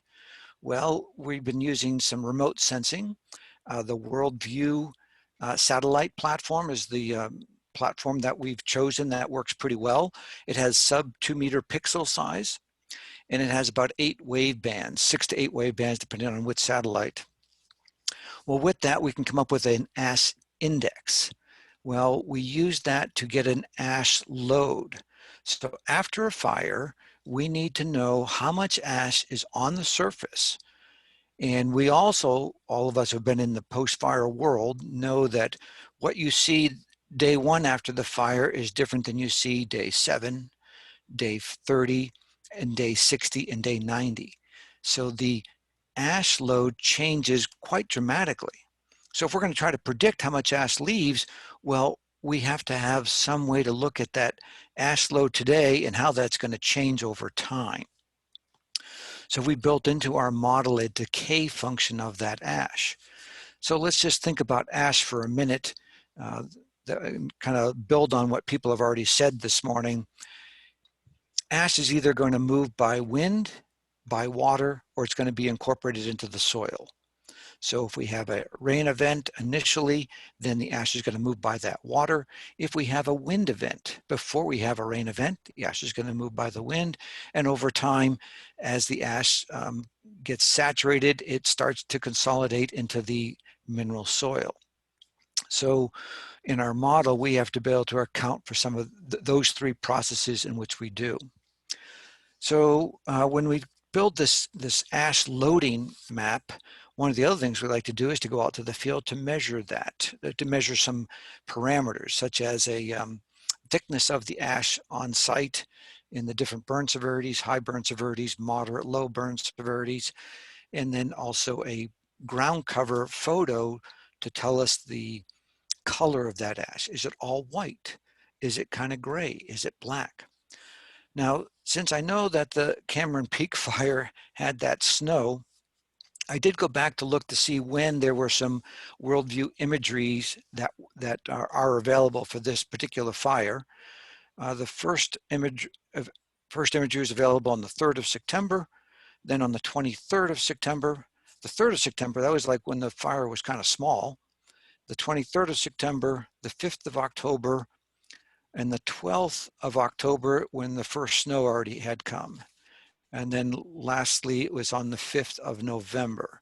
So there's some imagery available that that might be able to be used. So what the ash model does, we run our WEP model first, which is the watershed version of the water erosion prediction project. Once we get that output, we then run the ash transport model on the backside. The ash transport model is a new model that we just developed in the past year or so, rather international collaborative effort. But some of the things that we can predict with that would be some of the nutrients that we were just talking about, some of the heavy metals, etc. So if there's some interest in this, trying to run this model for this particular fire, maybe people could drop me an email or a note at the end of this or in the chat box, and I'd be happy to talk to a few folks about that. That's all I have, Jen. Great, thank you for that. Okay, so we have a couple of minutes for questions. There's a few already in the chat box, so I'll just, the first one's from Lee for Jared. Jared, what response did you see so far? So I assume Lee meant within the Cameron Peak fire, in terms of turbidity and suspended sediment in the Poudre as a result of the recent snows? From those early warning systems that we have in place, we haven't really seen any response yet with the indicators that with the sensors we're using. What we did see kind of during the fire, to touch on Chuck's point a little bit, is we saw a couple incidents where we saw some spikes in specific conductivity, which we are kind of correlating with potentially some of those fire retardant drops up there. And we did some spill event monitoring around those as well. And at least on the Poudre, we didn't get a strong indication of increase in nutrients, although I know Chuck was seeing pretty high nutrients in some of the other smaller tributaries. So as of now, we haven't seen much with respect to snowmelt runoff. Pretty amazing that you haven't seen much response from the snowmelt. I thought you would have gotten a little peak given the, all the ash that's hanging out there. So no response, I think, is a really good sign at this point. Yeah. Well, so there was another question from Lee for Chuck. Do you want, Lee, given that you're unmuted, do you want to just ask Chuck your question? Muted myself.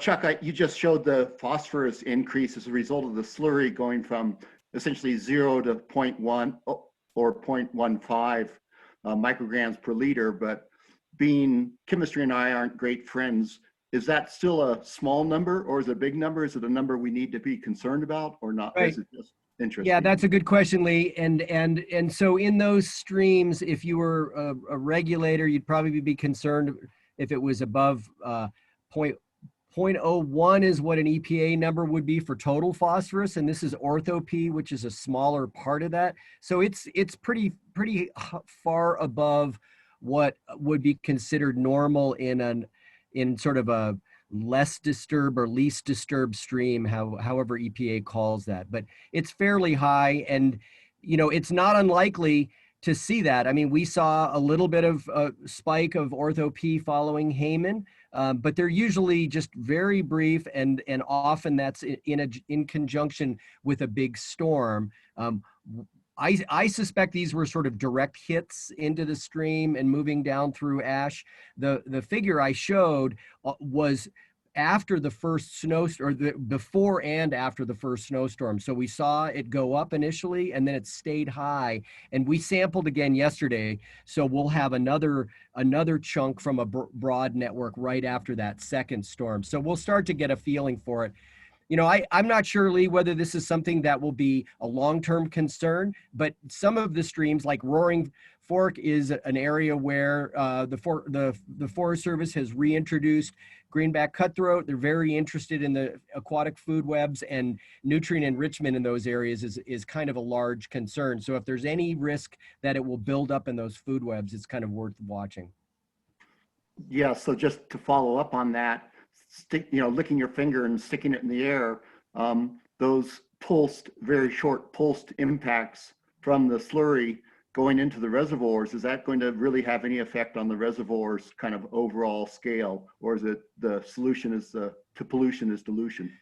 I think that's an open question, and it's a good one.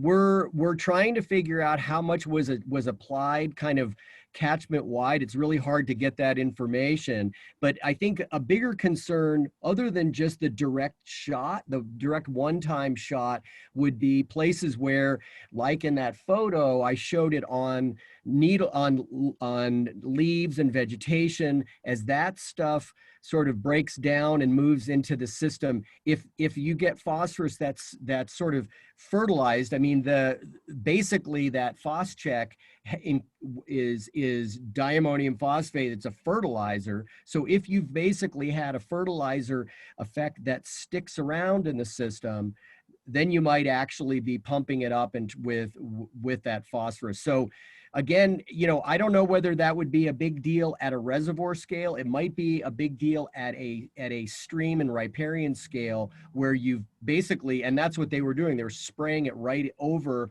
stream riparian areas. Usually those are excluded, like a blue line riparian buffer zone, and to get permission to go into those areas, it's kind of a big deal, and they only do it when the situation's especially dire. So I don't know. I think it's a good question. Prior to this fire, I've always sort of dismissed this as being something that probably didn't have a big effect, but in this case, I think it's worth checking out. Thank you. Chuck, given that you're still sort of up at the post for answering questions, there's another question from Richard Thorpe at City of Fort Collins. Do you have any paired periphyton and or chlorophyll A available with your nutrient data? So I would, if Ali Ray is is available, this is her work. I could talk about it, but I think she's the expert, and she would probably love to talk a little bit about her NDS work and give a quick overview. Ali, are you? Yeah, I just responded to the chat too. We have point measurements of chlorophyll A that are corresponding with nutrient diffusing substrate experiments, and those are at dad, pendergrass, and sheep.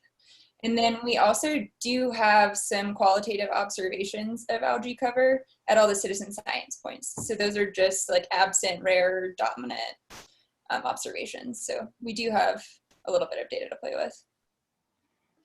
Thanks, Ali. Yeah, we were interested in trying to come up with a way to capture that with the citizen science work, and it may be something that we can add on either with photographs or samples, and might be something to talk more about, Richard. And then Chuck, there's a follow-up question from Samuel Struthers about the hill and skin paired studies. Did you assess any constituents other than DOC? Yeah, we looked at primarily nitrogen movement. We looked at carbon, and we did not do any sort of carbon characterization. We often do, but we didn't in that particular study. And we looked at a typical suite of cations, anions, alkalinity, pH. We looked at sediment in those areas.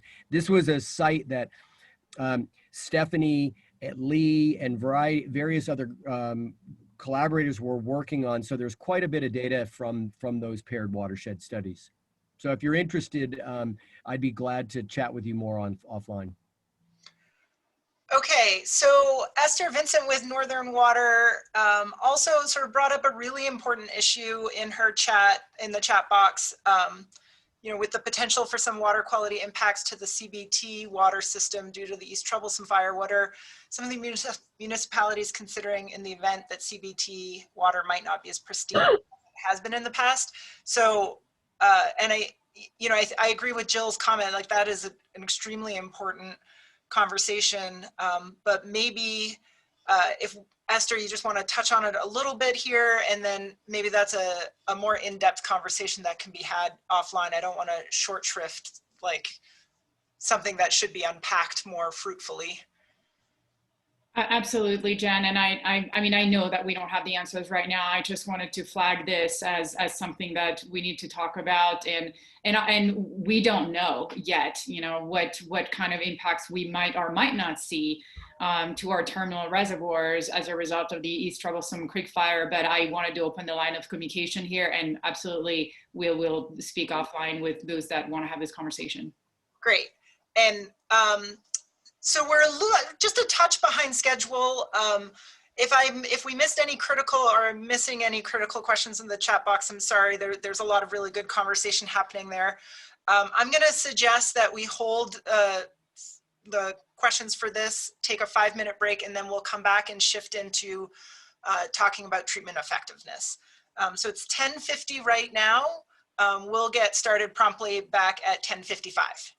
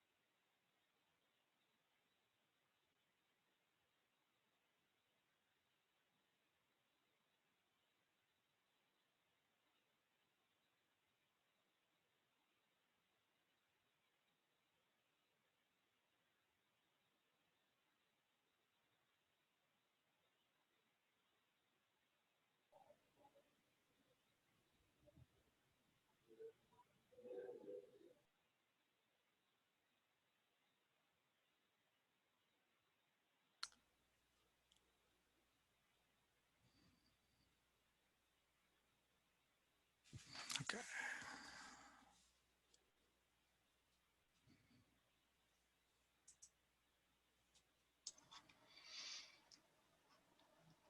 Okay, Pete, I think we'll just give it one more minute, even though I said we'll start sharp again at 10:55. But I'll just give it 1 minute in case people are not back at their desks. And then we can, if you want to start sharing your screen to be ready, that would be good. Okay, how does that look? It looks good.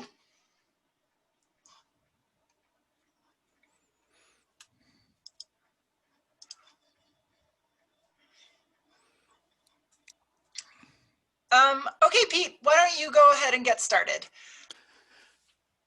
All right, well, thanks again for inviting me to come and chat with you guys. This morning's talk so far been really interesting, enlightening to hear the latest and greatest of things going on. What I'm going to do today is talk about some of the things that we have learned over the past couple of decades about how effective are post-fire treatments. And the way I thought I would do this, there's kind of three categories of treatments that we're familiar with: the channel treatments, road treatments, and hill slope treatments. I'm going to focus today mostly on the hill slope treatments and just touch upon the channel treatments. And because of the not quite enough time to do everything, I'm not going to address road treatments, but I think we're all pretty much convinced that a lot of the road treatments that are done in the post-fire environment are a pretty good investment of time and energy. Hill slope treatments. There's 6 treatments that we've looked at over the decades to see how well they perform. And they have various amounts of cost associated with those treatments. You can see here on this slide what those costs are and the variability in some of those costs. And this all started to come together years ago. Back in the 70s, the contoured fell logs or log erosion barriers were the treatment of choice. And there was a lot of questions as to how well they performed. And then when we started to evaluate those treatments, we realized that, hey, maybe they're not quite as good as we thought they were. And then we started looking at alternatives to that. And we got into the whole mulch syndrome. And we've been kind of in that mulch world ever since because of the effectiveness of these mulches. But let's just talk about each one individually, and then I'll try to summarize what we know about these treatments. So the first one is seeding. Seeding's been used long time. It's the cheapest treatment that we have. It doesn't cost that much to put seed out. And the questions have always been, how effective is it at reducing erosion?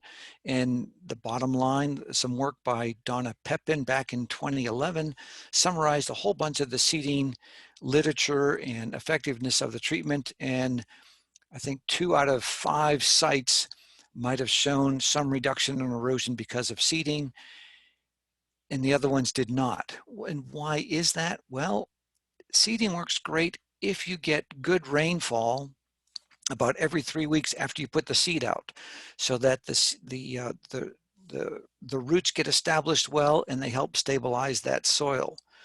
So if you are thinking of doing any type of seed treatments, you've got to have a pretty good indication of what kind of moisture you're going to get, and really think about when the seed is going to get out there and when is the growing season and how much moisture are you going to get during that course of that growing season.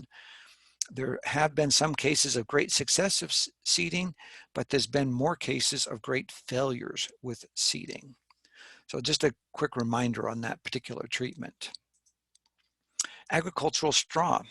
This came into play in the early 90s or so. And the question was, how effective is this treatment and what are the pros and cons about it? Well, we did quite a bit of studies on this, and it does definitely reduce the hill slope erosion. It reduces the peak flows.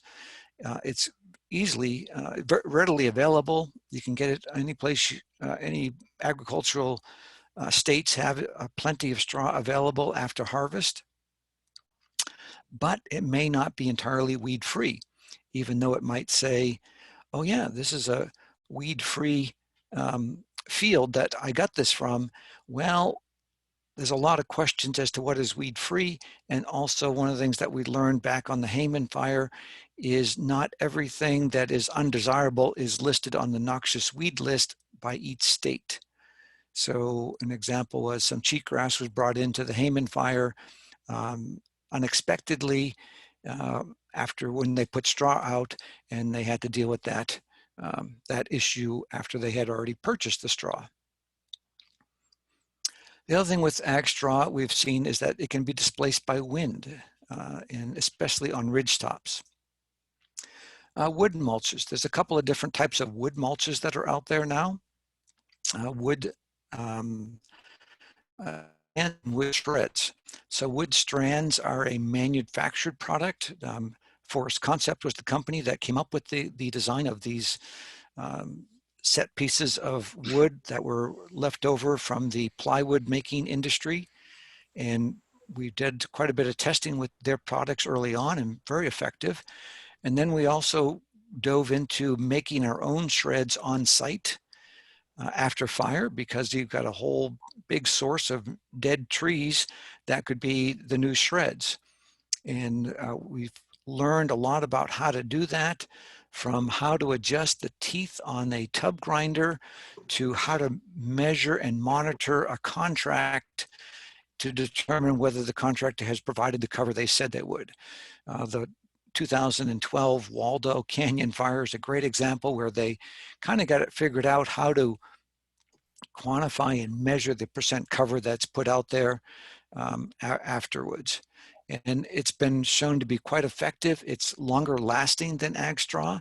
So if it's an area that has concern of maybe slow regrowth, these wood mulches are a good alternative to think about. Hydromulch is another treatment that has been used, and hydromulch is a mixture of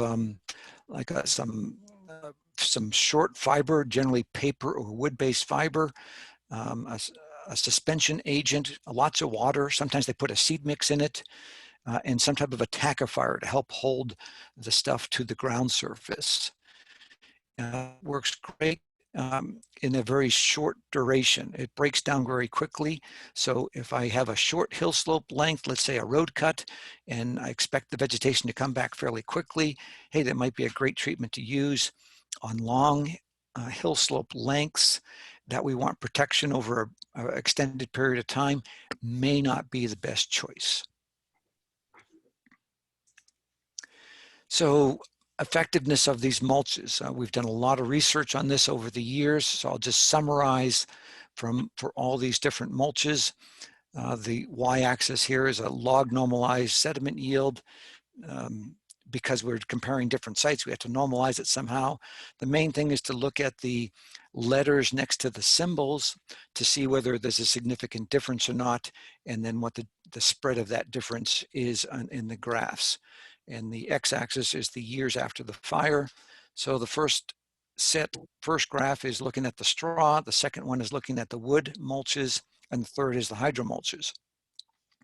And so what we see is that, yeah, we have a significant difference of the straw mulch over the years, bigger in that first year than in the other years because of the variability out on sites. The woods are clearly separated and show that they're much more effective at reducing the erosion. And then the last set, number C, the hydromulch, no real difference. So with these results, it kind of indicates that if I have a big concern, the wood would probably last longer and provide longer protection, but the straw mulch is also quite good at protecting things and stick away from the hydromulches. Well, let's take a look at something more local for you guys. The Hayman fire, 10 years later, we started doing research on the Hayman fire right in 2002, and then we continued for 10 years to be able to look at how things recovered and how did the treatments work over time. So I'm just going to highlight some of the results of these studies, and all of this is published stuff if those of you who want to dig into the details of it.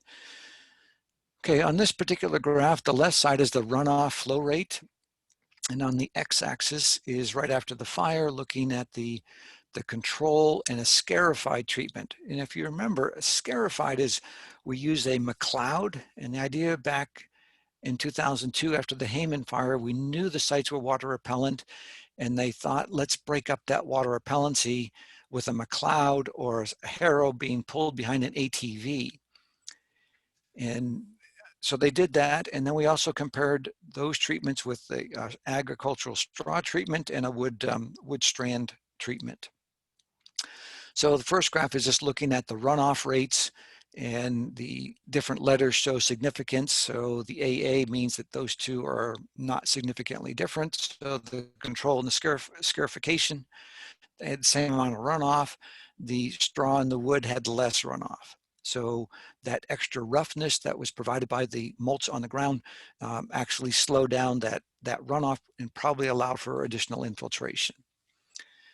On the right-hand side is that same exact experiment 10 years later, and you can see that everything is much, much closer to zero 10 years afterwards. There's no difference between the treatment, and bottom line is because not much is happening. You do note that this red line is what we would call background. So that was, we did this experiment in an unburned area adjacent to the Hayman fire, and the wood is the only one that was pretty much right on that line. Let's look at the sediment concentration. So per liter. So if you think of your bottle, 10 grams in your water bottle would be just under an inch of sediment in the bottom of your water bottle. Okay, so just put it in perspective. And sediment concentration, you can see the control and the scarified had higher amounts, the straw and the wood right after the fire, post-fire year 0, very little sediment had come down. So yes, there was a significant reduction, again, because of that roughness, the water, the tortuosity of the water coming down, it traps that sediment with the straw and the wood. Now we go to 10 years afterwards. Statistically, no difference in the sediment yields between those treatments. They're all much smaller, and the wood is the only one that gets right down to that red line, which would be the background level. Okay. The other treatment that we looked at over the years is contoured fell logs, and that'd be similar to our straw wattle. Just so you know that we kind of look at those as very similar, the way they perform. The idea is that as runoff comes down the hill, they're going to trap some of that sediment in these logs and slow down the velocity of that water. Well, we've done a lot of work, a lot of different study sites, and if I pull them all together, this graph kind of summarizes those results. The y-axis is the sediment yield in tons per acre, and the x-axis is rainfall intensity. This is a 10-minute rainfall intensity, inches per hour. And the two lines are separated here when we're below maybe an inch or an inch and a quarter of rainfall intensity, showing that the treatment is effective, is helping reduce that sediment. But once we get over that threshold, the two lines start to converge, indicating that at the higher intensities, these logs aren't really performing as well as we thought. Well, we want to know why. So we went out and actually surveyed all the logs, all of our study sites, to determine why aren't they working better than what we predicted they would. What we found is that 32% of the logs would be undercut. So when the log is placed on the contour, that unless you backfill very carefully, water will find the weakest spot and go underneath there. And we saw that happen in 32% of the logs. We found 18% of the logs were off contour. Well, they're not off contour a lot, but just a little bit. But guess what? Water knows that. So in this little graphic, you can kind of see here, I have a rill coming in here, a rill coming in here, and a rill coming in here. And now they all come out in this one rill at the bottom. So I took and concentrated these three rills into one larger rill, just by the log not being on the contour. The other thing that we found happened is this overtopping. So what happens here is the water in the rill came down, it made a little sediment plume, right, where it came in, and it then went over the top of the log, even though other parts of the log over on this side and on this side were not filled up. So they weren't used. So here's a case where, the log is still capable of trapping more sediment, but just the way things happen, the rill came through and went right over the top of that little plume.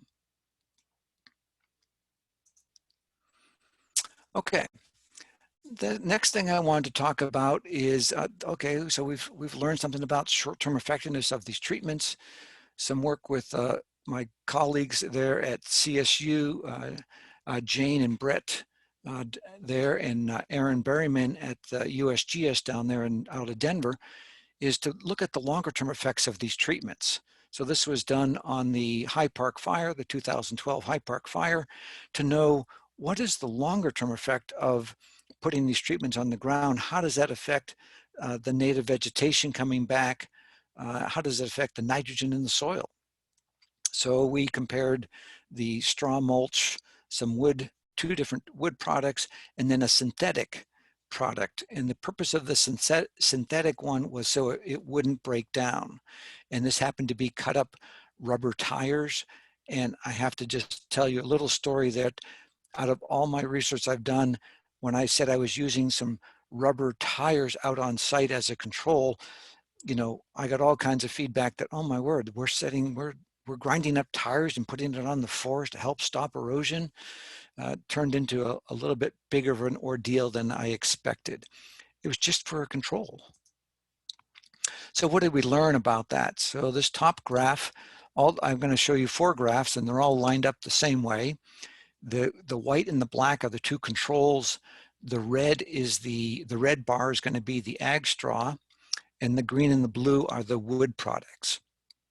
So the first thing we wanted to do, like how many non-natives come in after the fire, and we looked at it by year, and the wood mulches had less non-natives than the straw. Well, kind of makes sense because we already talked about what could happen when you bring in straw. Okay, the wood, you don't bring in anything else in. Then we wanted to look at how about pine seedlings. So this is in lodgepole pine, and we wanted to know is there a difference in the establishment? This is naturally occurring lodgepole seedlings. This is not planted. And we see that the greens and the blues are showing a better higher number of seedlings coming back in than the reds. Okay, so that's where the ag straw was. So that tells us something about that wood probably changed the moisture content of the soil enough to help promote those lodgepole pines coming in. The other thing we did was looked at nitrate and nitrogen to see what is there a change in what's going to be available for plants. And what we found is that the ag straw, as that decomposes, it ties up some of that nitrogen, and maybe some of that nitrogen isn't available for those lodgepole pine seedlings. It's not a hard conclusion. It was a soft conclusion based on the data that we have, but we do see a difference, and we think that the ag straw, as it decomposes, is using up some of that nitrogen. So the big picture, what did we learn out of this study? The wood mulch definitely provided a higher moisture content, better growing environment for the native plants, and also for those lodgepole pine seedlings. I'm going to touch upon one common channel treatment, and this is the straw bale check dams. This is some work that we did on the Twitchell Canyon fire in Utah, which is in the monsoon zone. This site had lots and lots of high intensity rainfall events, and enough that basically what happened on this study is the straw bale check dams filled up on the first storm, and then after that they weren't very effective because they were already full. So looking at some results, the y-axis is the normalized sediment yield. The first graph is showing the control in the treated in the first year, and then the second graph is showing the second year. Bottom line, no difference in the sediment yields with the control and the treated in either year. And again, lots of sediment that had come down, big numbers in the amount of sediment. Well, why is that? Well, the first storms filled up the straw bales, so then they didn't have any more room to store things. We installed these at a rate of about 2 straw bales per acre for these small ephemeral channeled headwater watersheds. And we probably should have increased that to 4. Fortunately on this site, we didn't have any big failures. Like none of these straw bale check dams blew out. And we think that driving those stakes into a very stable substrate really made a big difference. If this was an alluvial channel and we drove those stakes into that, we think that that would make them much more unstable and could easily fail. So if you're going to use a treatment like this, you want to think about the underlying geology. The other thing was the channel gradient. If it's a really steep channel, there's not going to be as much storage behind the logs, behind the straw bales. So we're recommending maybe less than 15%. And then think about how the shape of that channel is and how well you can install, let's say in this case, 3 bales so that the water doesn't go around the sides of that bale. In this case, you can see the water, the brown and dark water, black water came right over the center, and that's exactly what you want. And you can see the rocks that were put on the downstream side to prevent any undercutting of the straw bale. So our conclusion was that this treatment wasn't nearly as effective as we thought it was going to be. If we were going to do this again, we'd probably want to increase the rate of the number of straw bales that we put out there. Okay, so this information is all summarized in a publication we put out, I can't remember now, maybe 8 to 10 years ago. And what we've done is to summarize all the hill slope treatments into one publication so you can easily compare. It gives you the pluses and minuses of every treatment. The bottom line is that ground cover is pretty important if you're trying to reduce the impacts of this fire, if you're trying to reduce the amount of sediment that's going to come off. The mulch that sticks around a little bit longer is going to be probably better in the long run. I'm going to touch upon one other aspect of treatments is, with our modeling work that we've done, we can look at how effective we think the treatment's going to be. So I'm just going to give you one quick example of that. So we have a whole suite of models, the FSWEP, Forest Service Water Erosion Prediction Project models. We have a hill slope version, we have a watershed version, and I'm obviously not going to have time to talk about those, but I want to just briefly mention how we can look at some treatments. On our interface page, we have the ERMIT model, Erosion Risk Management Tool, which allows you to look at treatments and get some predictions of how effective we think that's going to be. These predictions are based on a lot of the work that we've already done throughout the West looking at treatment effectiveness. It's a probabilistic model, so we give you the probability of how much sediment's going to come off with and without treatments. We have it also designed into what we call a batch processor. So when you have a large fire, Cameron Peak as an example, or other large fires, you can put everything into a spreadsheet and then run the ERMIT model, put your results back into a spreadsheet, and then be able to look at things hill slope by hill slope. When you run it at the standalone version of the ERMIT model, pretty simple interface, about 5-6 clicks and then go, and you can compare things. I happen to pick a Fort Collins weather, which is way low elevation, nothing compared to what the Cameron Peak is. But when I did that, it just gives you an example of what we can do with this. Here's some of the outputs from the ERMIT model. It's showing you how much sediment we would expect. There's a 40% chance I'm going to get 7.5 tons per acre, and that's going to be right in this area right here. Without any treatment the first year after the fire. If I add mulch out there, I'm going to drop that quite a bit. Okay, so that's what this model allows you to do, is to be able to compare, if I put a treatment out there, what can I expect the difference going to be. We also have the ability to look at erosion barriers. There you need to specify a couple of things. So the logs or the wattles, what's the diameter, and then what's the spacing on the hill slope. And we internally calculate the differences in the storage capacity, et cetera, depending on how steep the slope is. Okay, see if I can tell those guys to disappear. Let's see. There we go. So I said that we have a batch processor.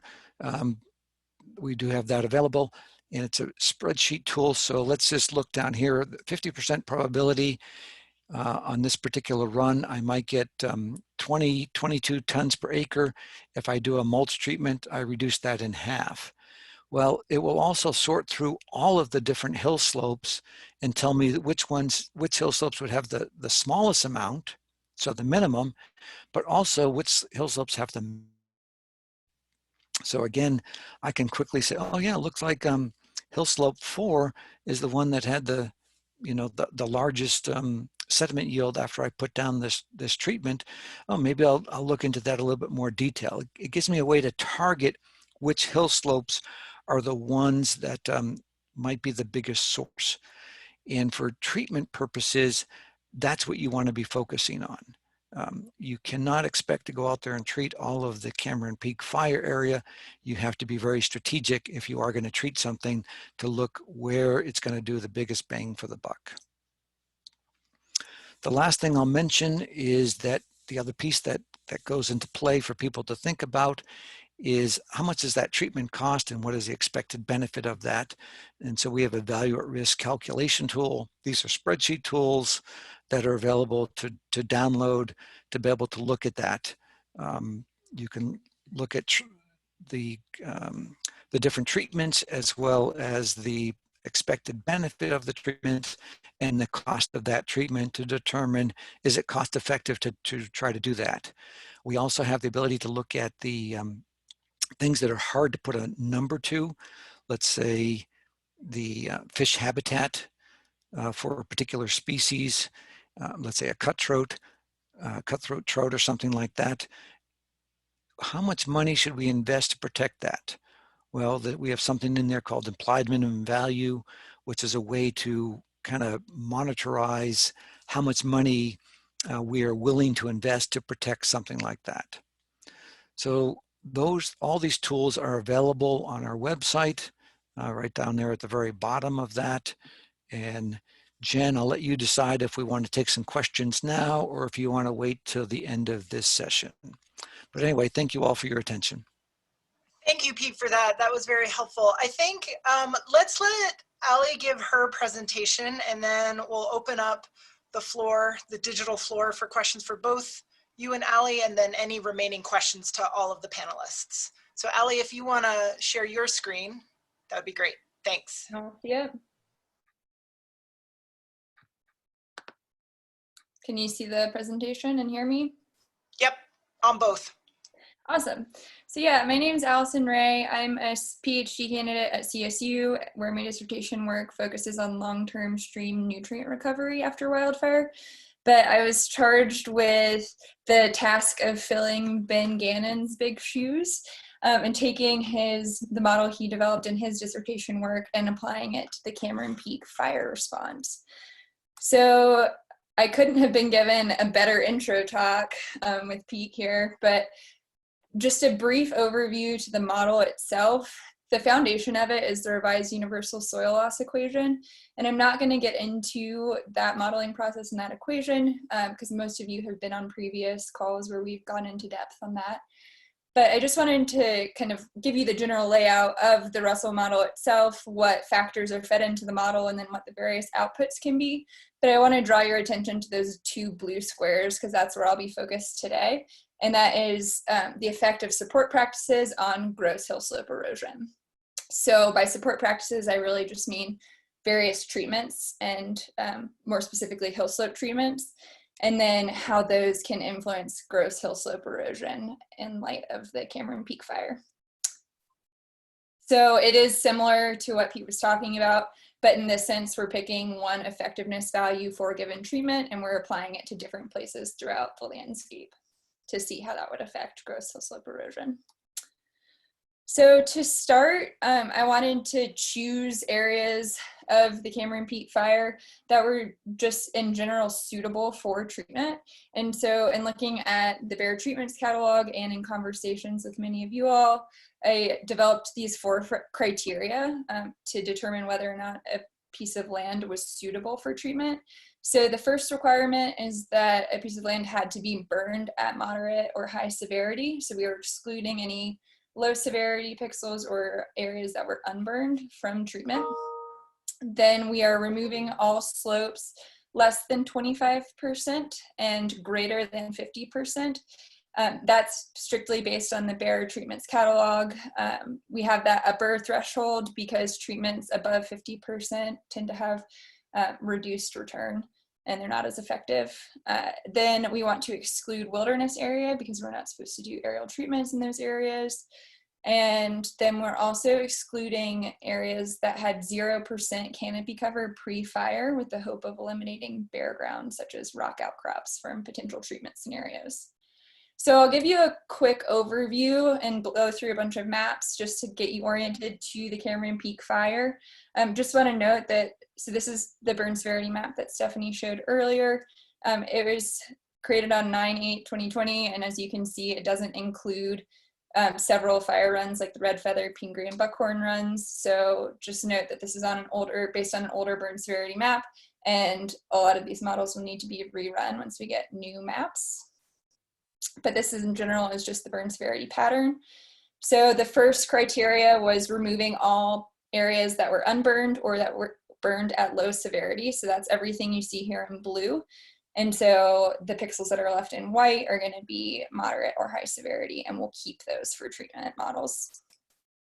The next suitability criteria was slope. So slopes less than 25 are shown here in green, and over 50 are shown here in blue. So we want to remove all of those areas and only keep slopes between 25 and 50. Then wilderness area. So right here I have the designated wilderness area shown in brown. So we need to remove all those areas from treatment considerations. And then the last was removing bare ground. So this is all, everything you see in yellow is areas that had 0% canopy cover before the fire. So if you stack all of those layers, you get this very colorful map where anything that you see depicted as a color needs to be removed from treatment suitability scenarios based on one of those 4 criteria. And what's left in white is areas that we can treat. So that leaves us with this map. So now I have all of the suitable pixels colored in black. And so you can see that removes a lot of area within the fire perimeter, but there are still a few concentrated areas that have a lot of potential for treatment. And I do want to just state this is a very broad, simplified overview. So I'm basically doing like a best case scenario. If we could treat everywhere that was suitable for treatment, what would our outcomes look like? And then we can develop more refined treatment scenarios moving forward. But I just wanted to give you some context for kind of best case scenario treatment outcomes. So if we just look at some numbers, again, want to clarify that this is with the older fire perimeter, but within that there's about 400 kilometers squared of land, and of that 51 kilometers squared of that land were considered suitable for treatment. So that's about 13% of the affected area. And as we saw in Pete's presentation, mulching costs about $2,000 on average per acre. So if we scale that up, we're looking at about $100,000 to treat all suitable land based on this initial suitability analysis. And then to get into how we actually model effectiveness, this comes from a literature review that Ben did a little while ago, where he looked through all of the field-based studies that measured treatment effectiveness at the hill slope plot scale. And so what you see here in this table is the 4 different hill slope treatments that we're considering, which are wood shred mulch, straw mulch, hydro mulch, and seeding. Then the end column is the number of studies included in the lit review. Then you get a min, mean, and max treatment effectiveness. And so what that number represents is % reduction in hill slope erosion. So we take those effectiveness values and apply them to all the suitable pixels within the fire as a first cut of kind of, again, our end member best case scenario for treatment. So to start, this is our base map of gross hill slope erosion in an unmitigated scenario. So this is the increase in gross hill slope erosion due to wildfire for the entire fire perimeter where we have done no treatment. So the cool colors represent lower values of gross hill slope erosion and the warm colors are high values. And you'll see a few areas pop out as important with really high rates of hill slope erosion, and those tend to correlate well with high severity areas. And then let's go in and apply wood mulch again to all suitable areas within the fire, and this will be our output. So you see we draw down gross hill slope erosion in a couple key areas that were high severity areas and were suitable for treatment. So wood shred mulch can be a highly effective tool in these areas. Then the next model run, I'll show you the same exact layout of a map, but this is going to be for straw mulch. So you see a little bit less reduction in hill slope erosion. And then we have hydro mulch, which again is a little bit less effective. And then seeding, which is the least effective. So if we summarize all of that information for the full fire perimeter, we get these values, which is just the sum of gross hill slope erosion for everything within the fire. So in an unmitigated scenario, we have about 860,000 megagrams of hill slope erosion. But then if we add wood mulch, we see we'll reduce gross hill slope erosion by 188,000 megagrams, which is about 21%, leaving us with 674 megagrams of hill slope erosion due to wildfire, once you consider the treatment reductions as well. So you'll see numbers for the 4 different treatments, and just want to reiterate what Pete was saying, that wood shred mulch is the most effective, followed by straw, then hydro mulch, then seeding.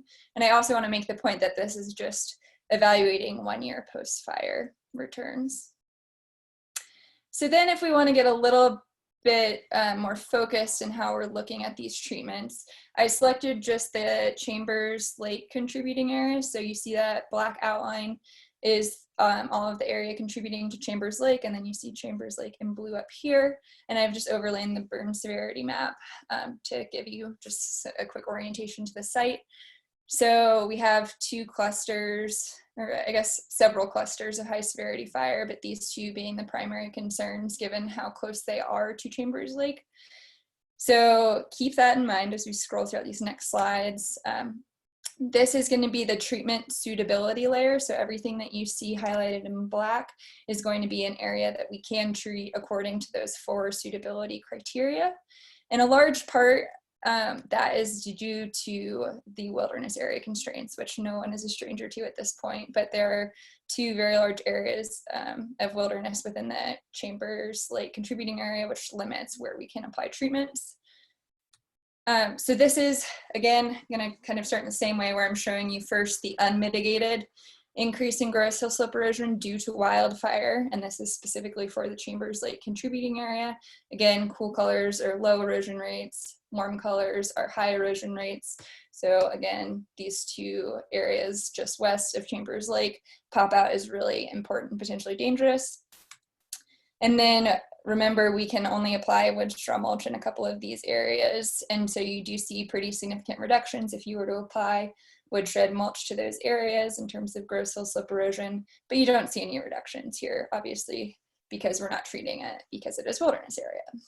So again, draw your attention to that. We can have a pretty significant impact there, but we're not really touching the area just west of Chambers Lake.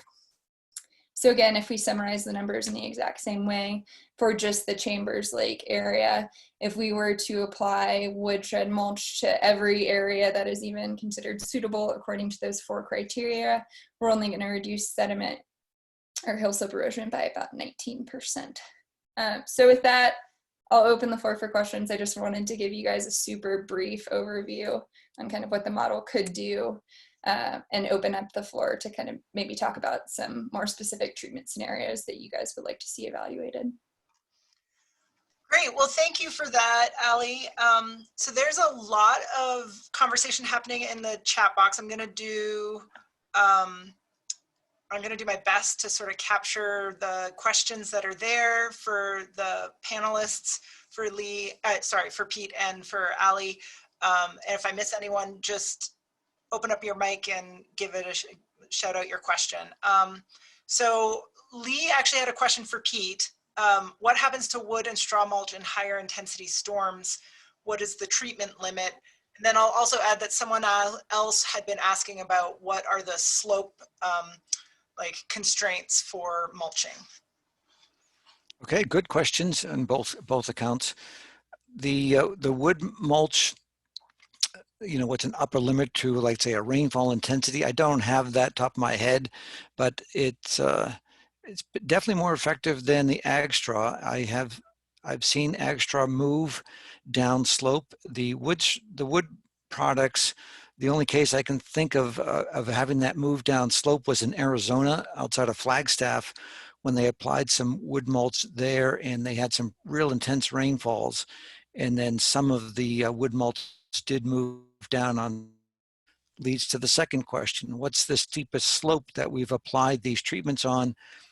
Probably 50–60% slopes, I think, is kind of the steepest that I've seen it. We've done some trial runs on 70% slopes with the mulches, and they have worked, but it's not as stable. They can definitely start to roll and move down slope. So Ali talking about a 50% threshold. Yeah, 50–60% threshold, I'd say that's right in the right ballpark. Sorry, I was, I think I was muted there for a second. So there's another question related for Ali, or no, sorry, still for you, Pete, along the same lines. It seems like mulch treatments might be less effective in snowmelt dominant areas, as rain splash is not as important and channel erosion is more important. Can you comment? Okay, yeah, good question. In the snowmelt, let's talk about a couple things in the snowmelt regime. Our research has shown that generally during snowmelt season, we tend not to have as bigger peak flows that moves a lot of things after fire. That being said, in the northern latitudes, Montana, southern British Columbia, where we tend to have a bit more of a can have a quick response on a snowmelt event. We have seen a couple of cases where we have a big peak flows with that melt, but often what we see in the springtime, because of that freeze-thaw cycle, that our response in the post-fire environment is not as dramatic as we would think it would be. But come the summertime, when we get back to our rain intensity events, that's when we see a bigger response.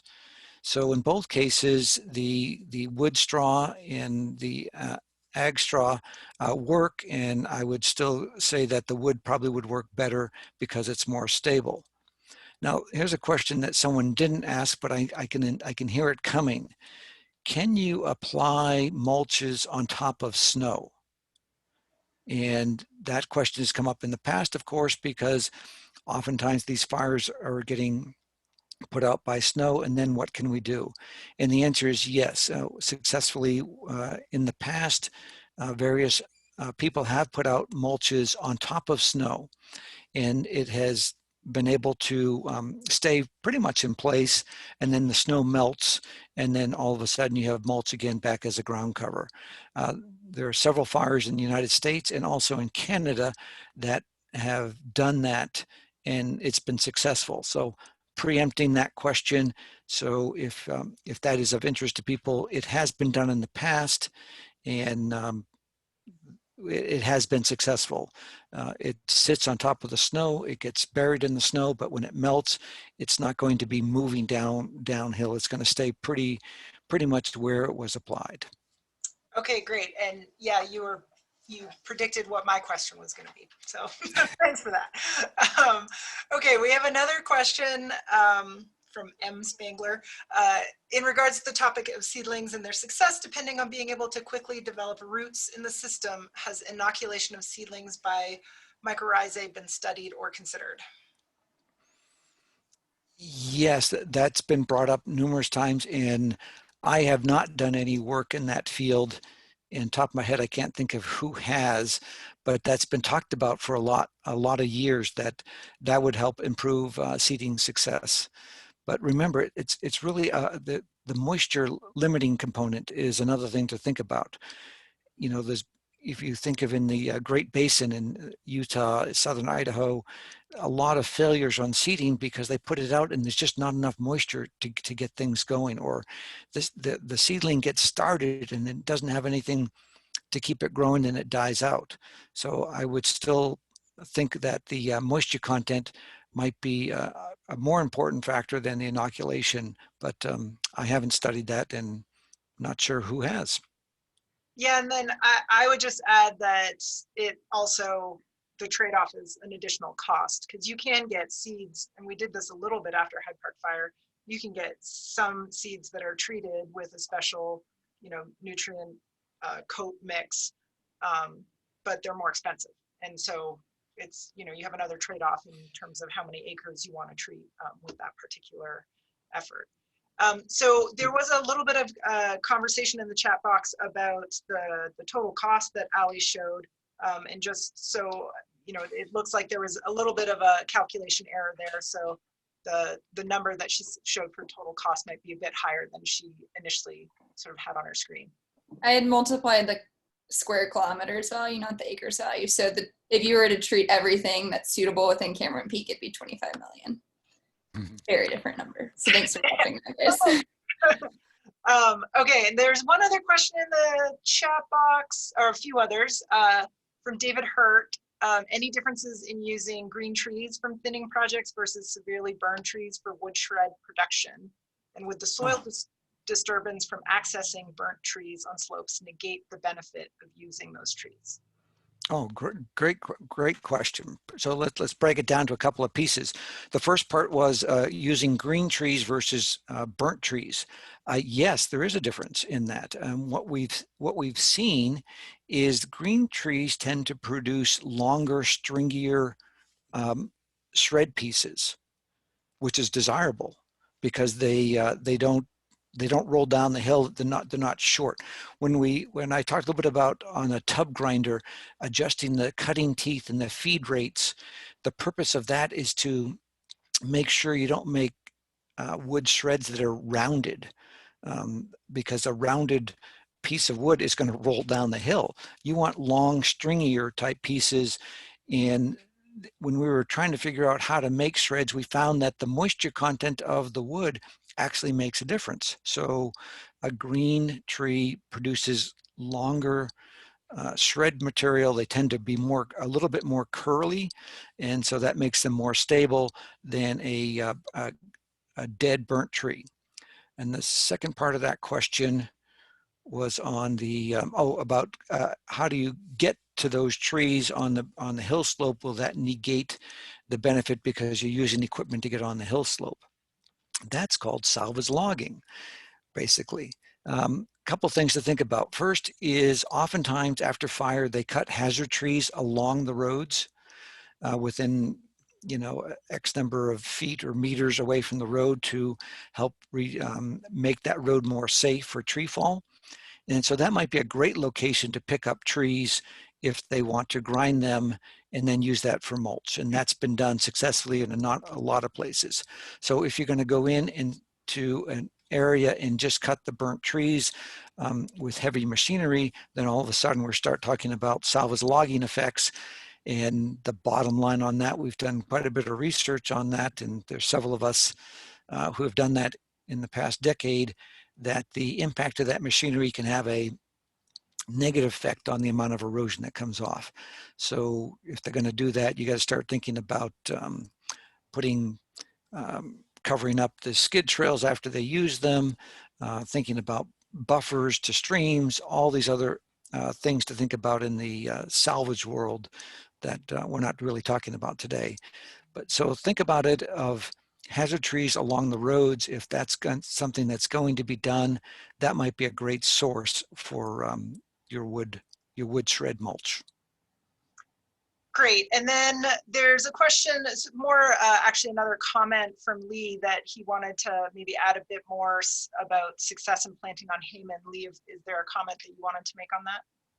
Well, I've just talked to, I showed the picture of hayman where you can go for miles, or Buffalo Creek where you can go for miles and not see a single ponderosa pine tree. And my understanding is that the hayman replanting has been relatively successful if they carefully put a tree behind a rock, behind a log, somewhere where it's protected from that direct solar radiation and has a little bit more moisture, north-facing slope or whatever. They've had pretty good success, but if it's just willy-nilly, then a lot of them just get toasted, as Pete said. So you have to be very strategic and careful in where you plant, I think, depending upon the climate, of course.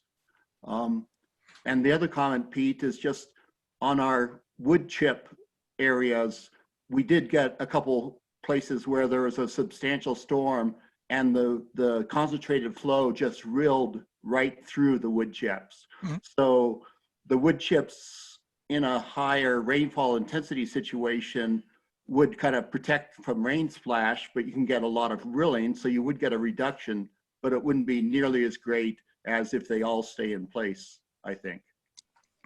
Yeah, that'd be correct. And like I said, Arizona is another place that I can think of where they had some real intense rainfall that did move some of the wood. So yeah, Mother Nature controls all. So we can do these treatments, but if the big one comes, the big one comes. I mean, this isn't going to stop everything.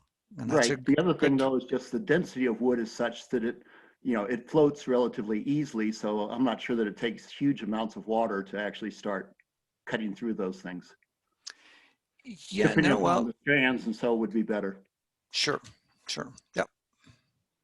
So we have one other question in the chat box, and then I'll open it up to the digital floor.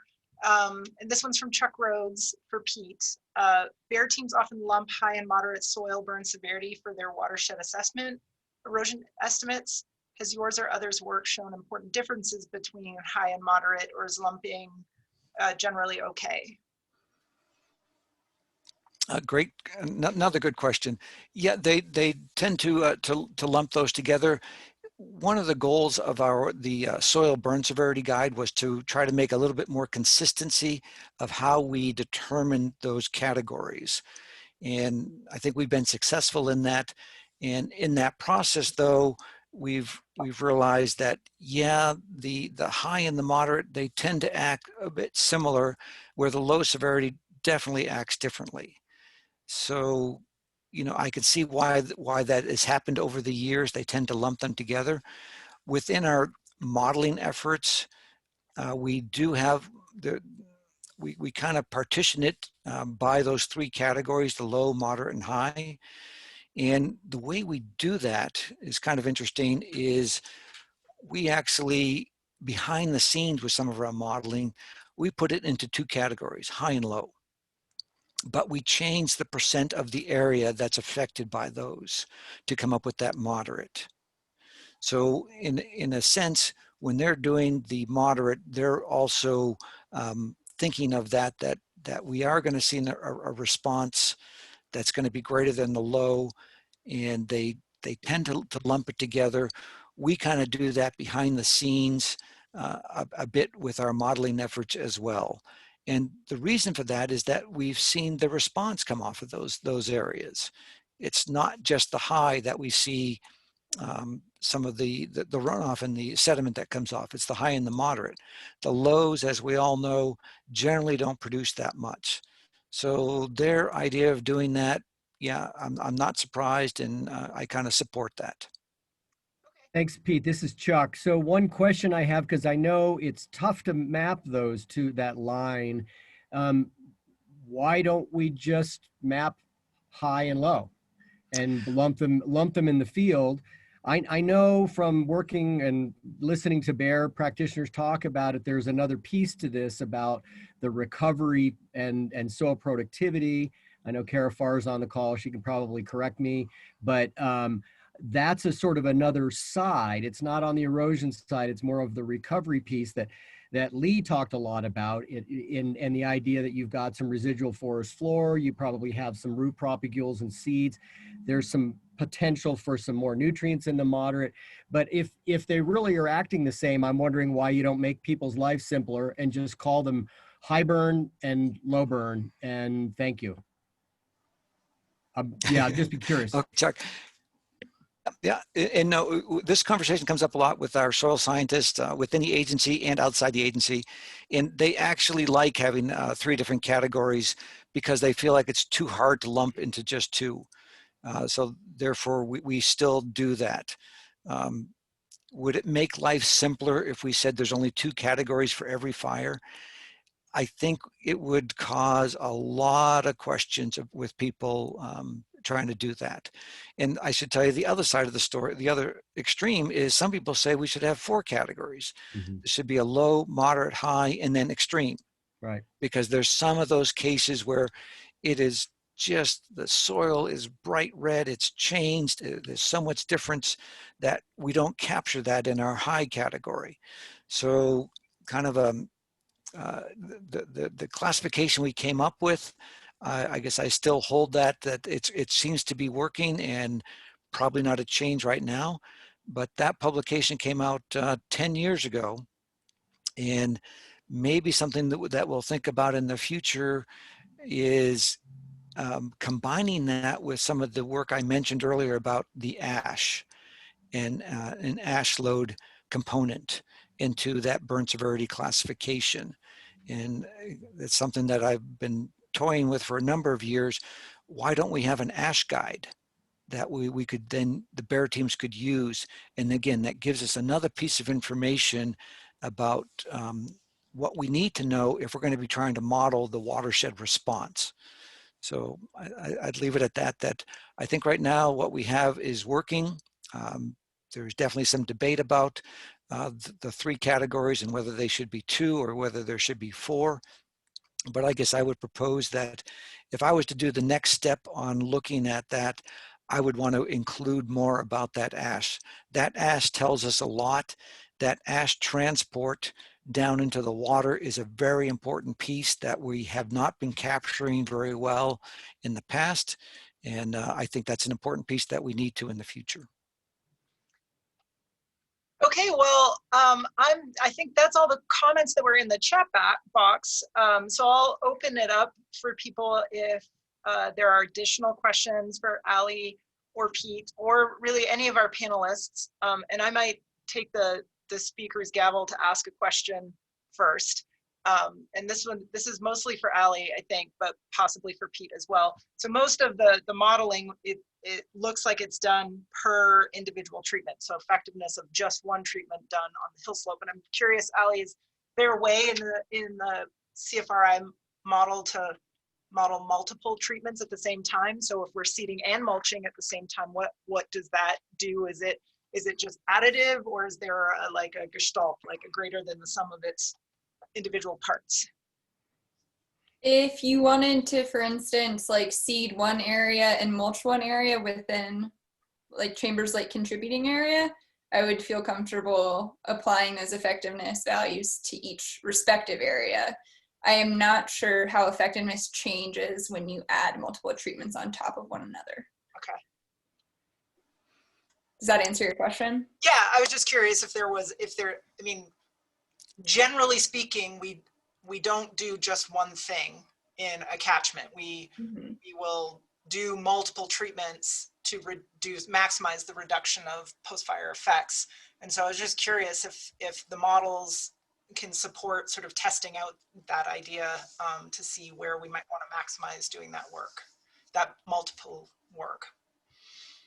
Yeah, I would just say that if you wanted them in separate areas, yes, I can evaluate that, but I would feel less comfortable doing that additive scenario. But yeah, Stephanie and Pete, do you want to jump in? Yeah, well, so the models, the effectiveness values are just taken from empirical studies.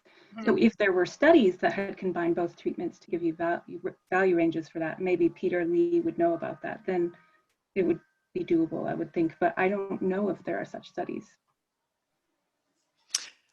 I do not think there is. I can't come up with a study or I can't think of a publication that's out there that looks at that. And I've been asked that numerous times, and maybe that's something we should think about, is doing some combined treatments effectiveness work. And that has not been done so far. So good comment. Yep, we don't have all the answers. Are there any remaining questions in the last couple of minutes for Ali or Pete, or anything that didn't get asked to our other panelists who are still on the call? Hey, Jen, I have a quick question. This is Francis Rankers. Yeah, go for it. Hey guys, awesome talks by everybody. I learned a ton.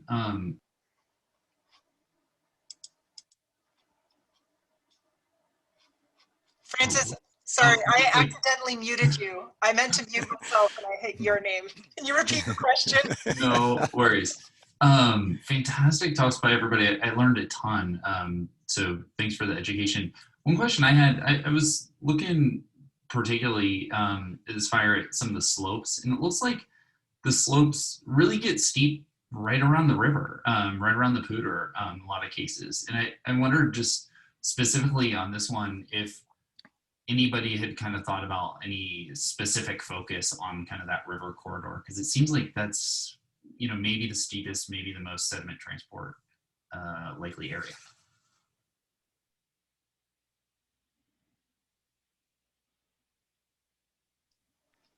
Anyone want to take that? I can say, Francis, that I'm very worried about that corridor for a variety of reasons, but I don't know if anyone on the panel wants to comment on that. I can comment on that, Francis. So some other work that we just did looking at buffer effectiveness after fires. So stream buffer effectiveness, this was for a salvage logging experiment. And of course we found that if it burns right down to that water's edge with a high severity fire, guess what? Our buffer isn't there. So, and like you were saying, that some of those slopes right above a channel could be quite steep. So it is definitely a concern. We found that if you waited a year to do your salvage logging operation, then the width of that buffer to be effective would change. And the purpose of the study was to really look at, you know, we have guidelines for buffer widths for green timber sales, but we don't have any guidelines in the post-fire environment. And that riparian corridor that can be affected by the fire really is pretty important and needs to be considered when they are thinking about salvage or, you know, even treatments, etc. And our studies showed that that different burn severity and the timing of activity would definitely make a difference on how much sediment can be dropped out in that riparian area. And with our modeling work, I think we could at least model those areas to see what would be the benefit of applying some treatments, let's say right adjacent to those channels. That'd be another avenue that we could at least look at that and see how effective some things would or would not be. Great. Well, with that, I think we'll stop the questions. I just wanted to thank all of our panelists. That was a lot of really amazing information. I also want to thank Chuck Rhodes and Jared Heath, who helped pull this workshop meeting together today with me. I mentioned in the chat box that I have recorded this presentation. As soon as I get all the presentations from the different panelists and finished downloading the whole Zoom. I did miss like the first couple of minutes, but I don't think anything serious was missed in the recording. And I tried to save all of the chat information. I'll send out an email to the distribution list with all of that information. There's probably some of you who participated today who had the meeting invite forwarded to you. I may not have your email in my distribution list. Please feel free to contact me if you don't see that email by like Tuesday in your inbox. It might just mean that I don't have you in my distribution list. Our next steps are really going to be to think about how we take this information and work with our Cameron Peak Fire Recovery team to build out that science and monitoring committee. And I just look forward to continuing this conversation with all of you as we move forward through these various recovery processes. Thanks, everyone. Thanks, Jen. That was awesome. Really appreciate everybody's hard work on that. I'm glad it was helpful. Thanks, Jen. This is Chuck. That was really good. I appreciate it. Well, thank you, Chuck. You helped a lot with making it happen.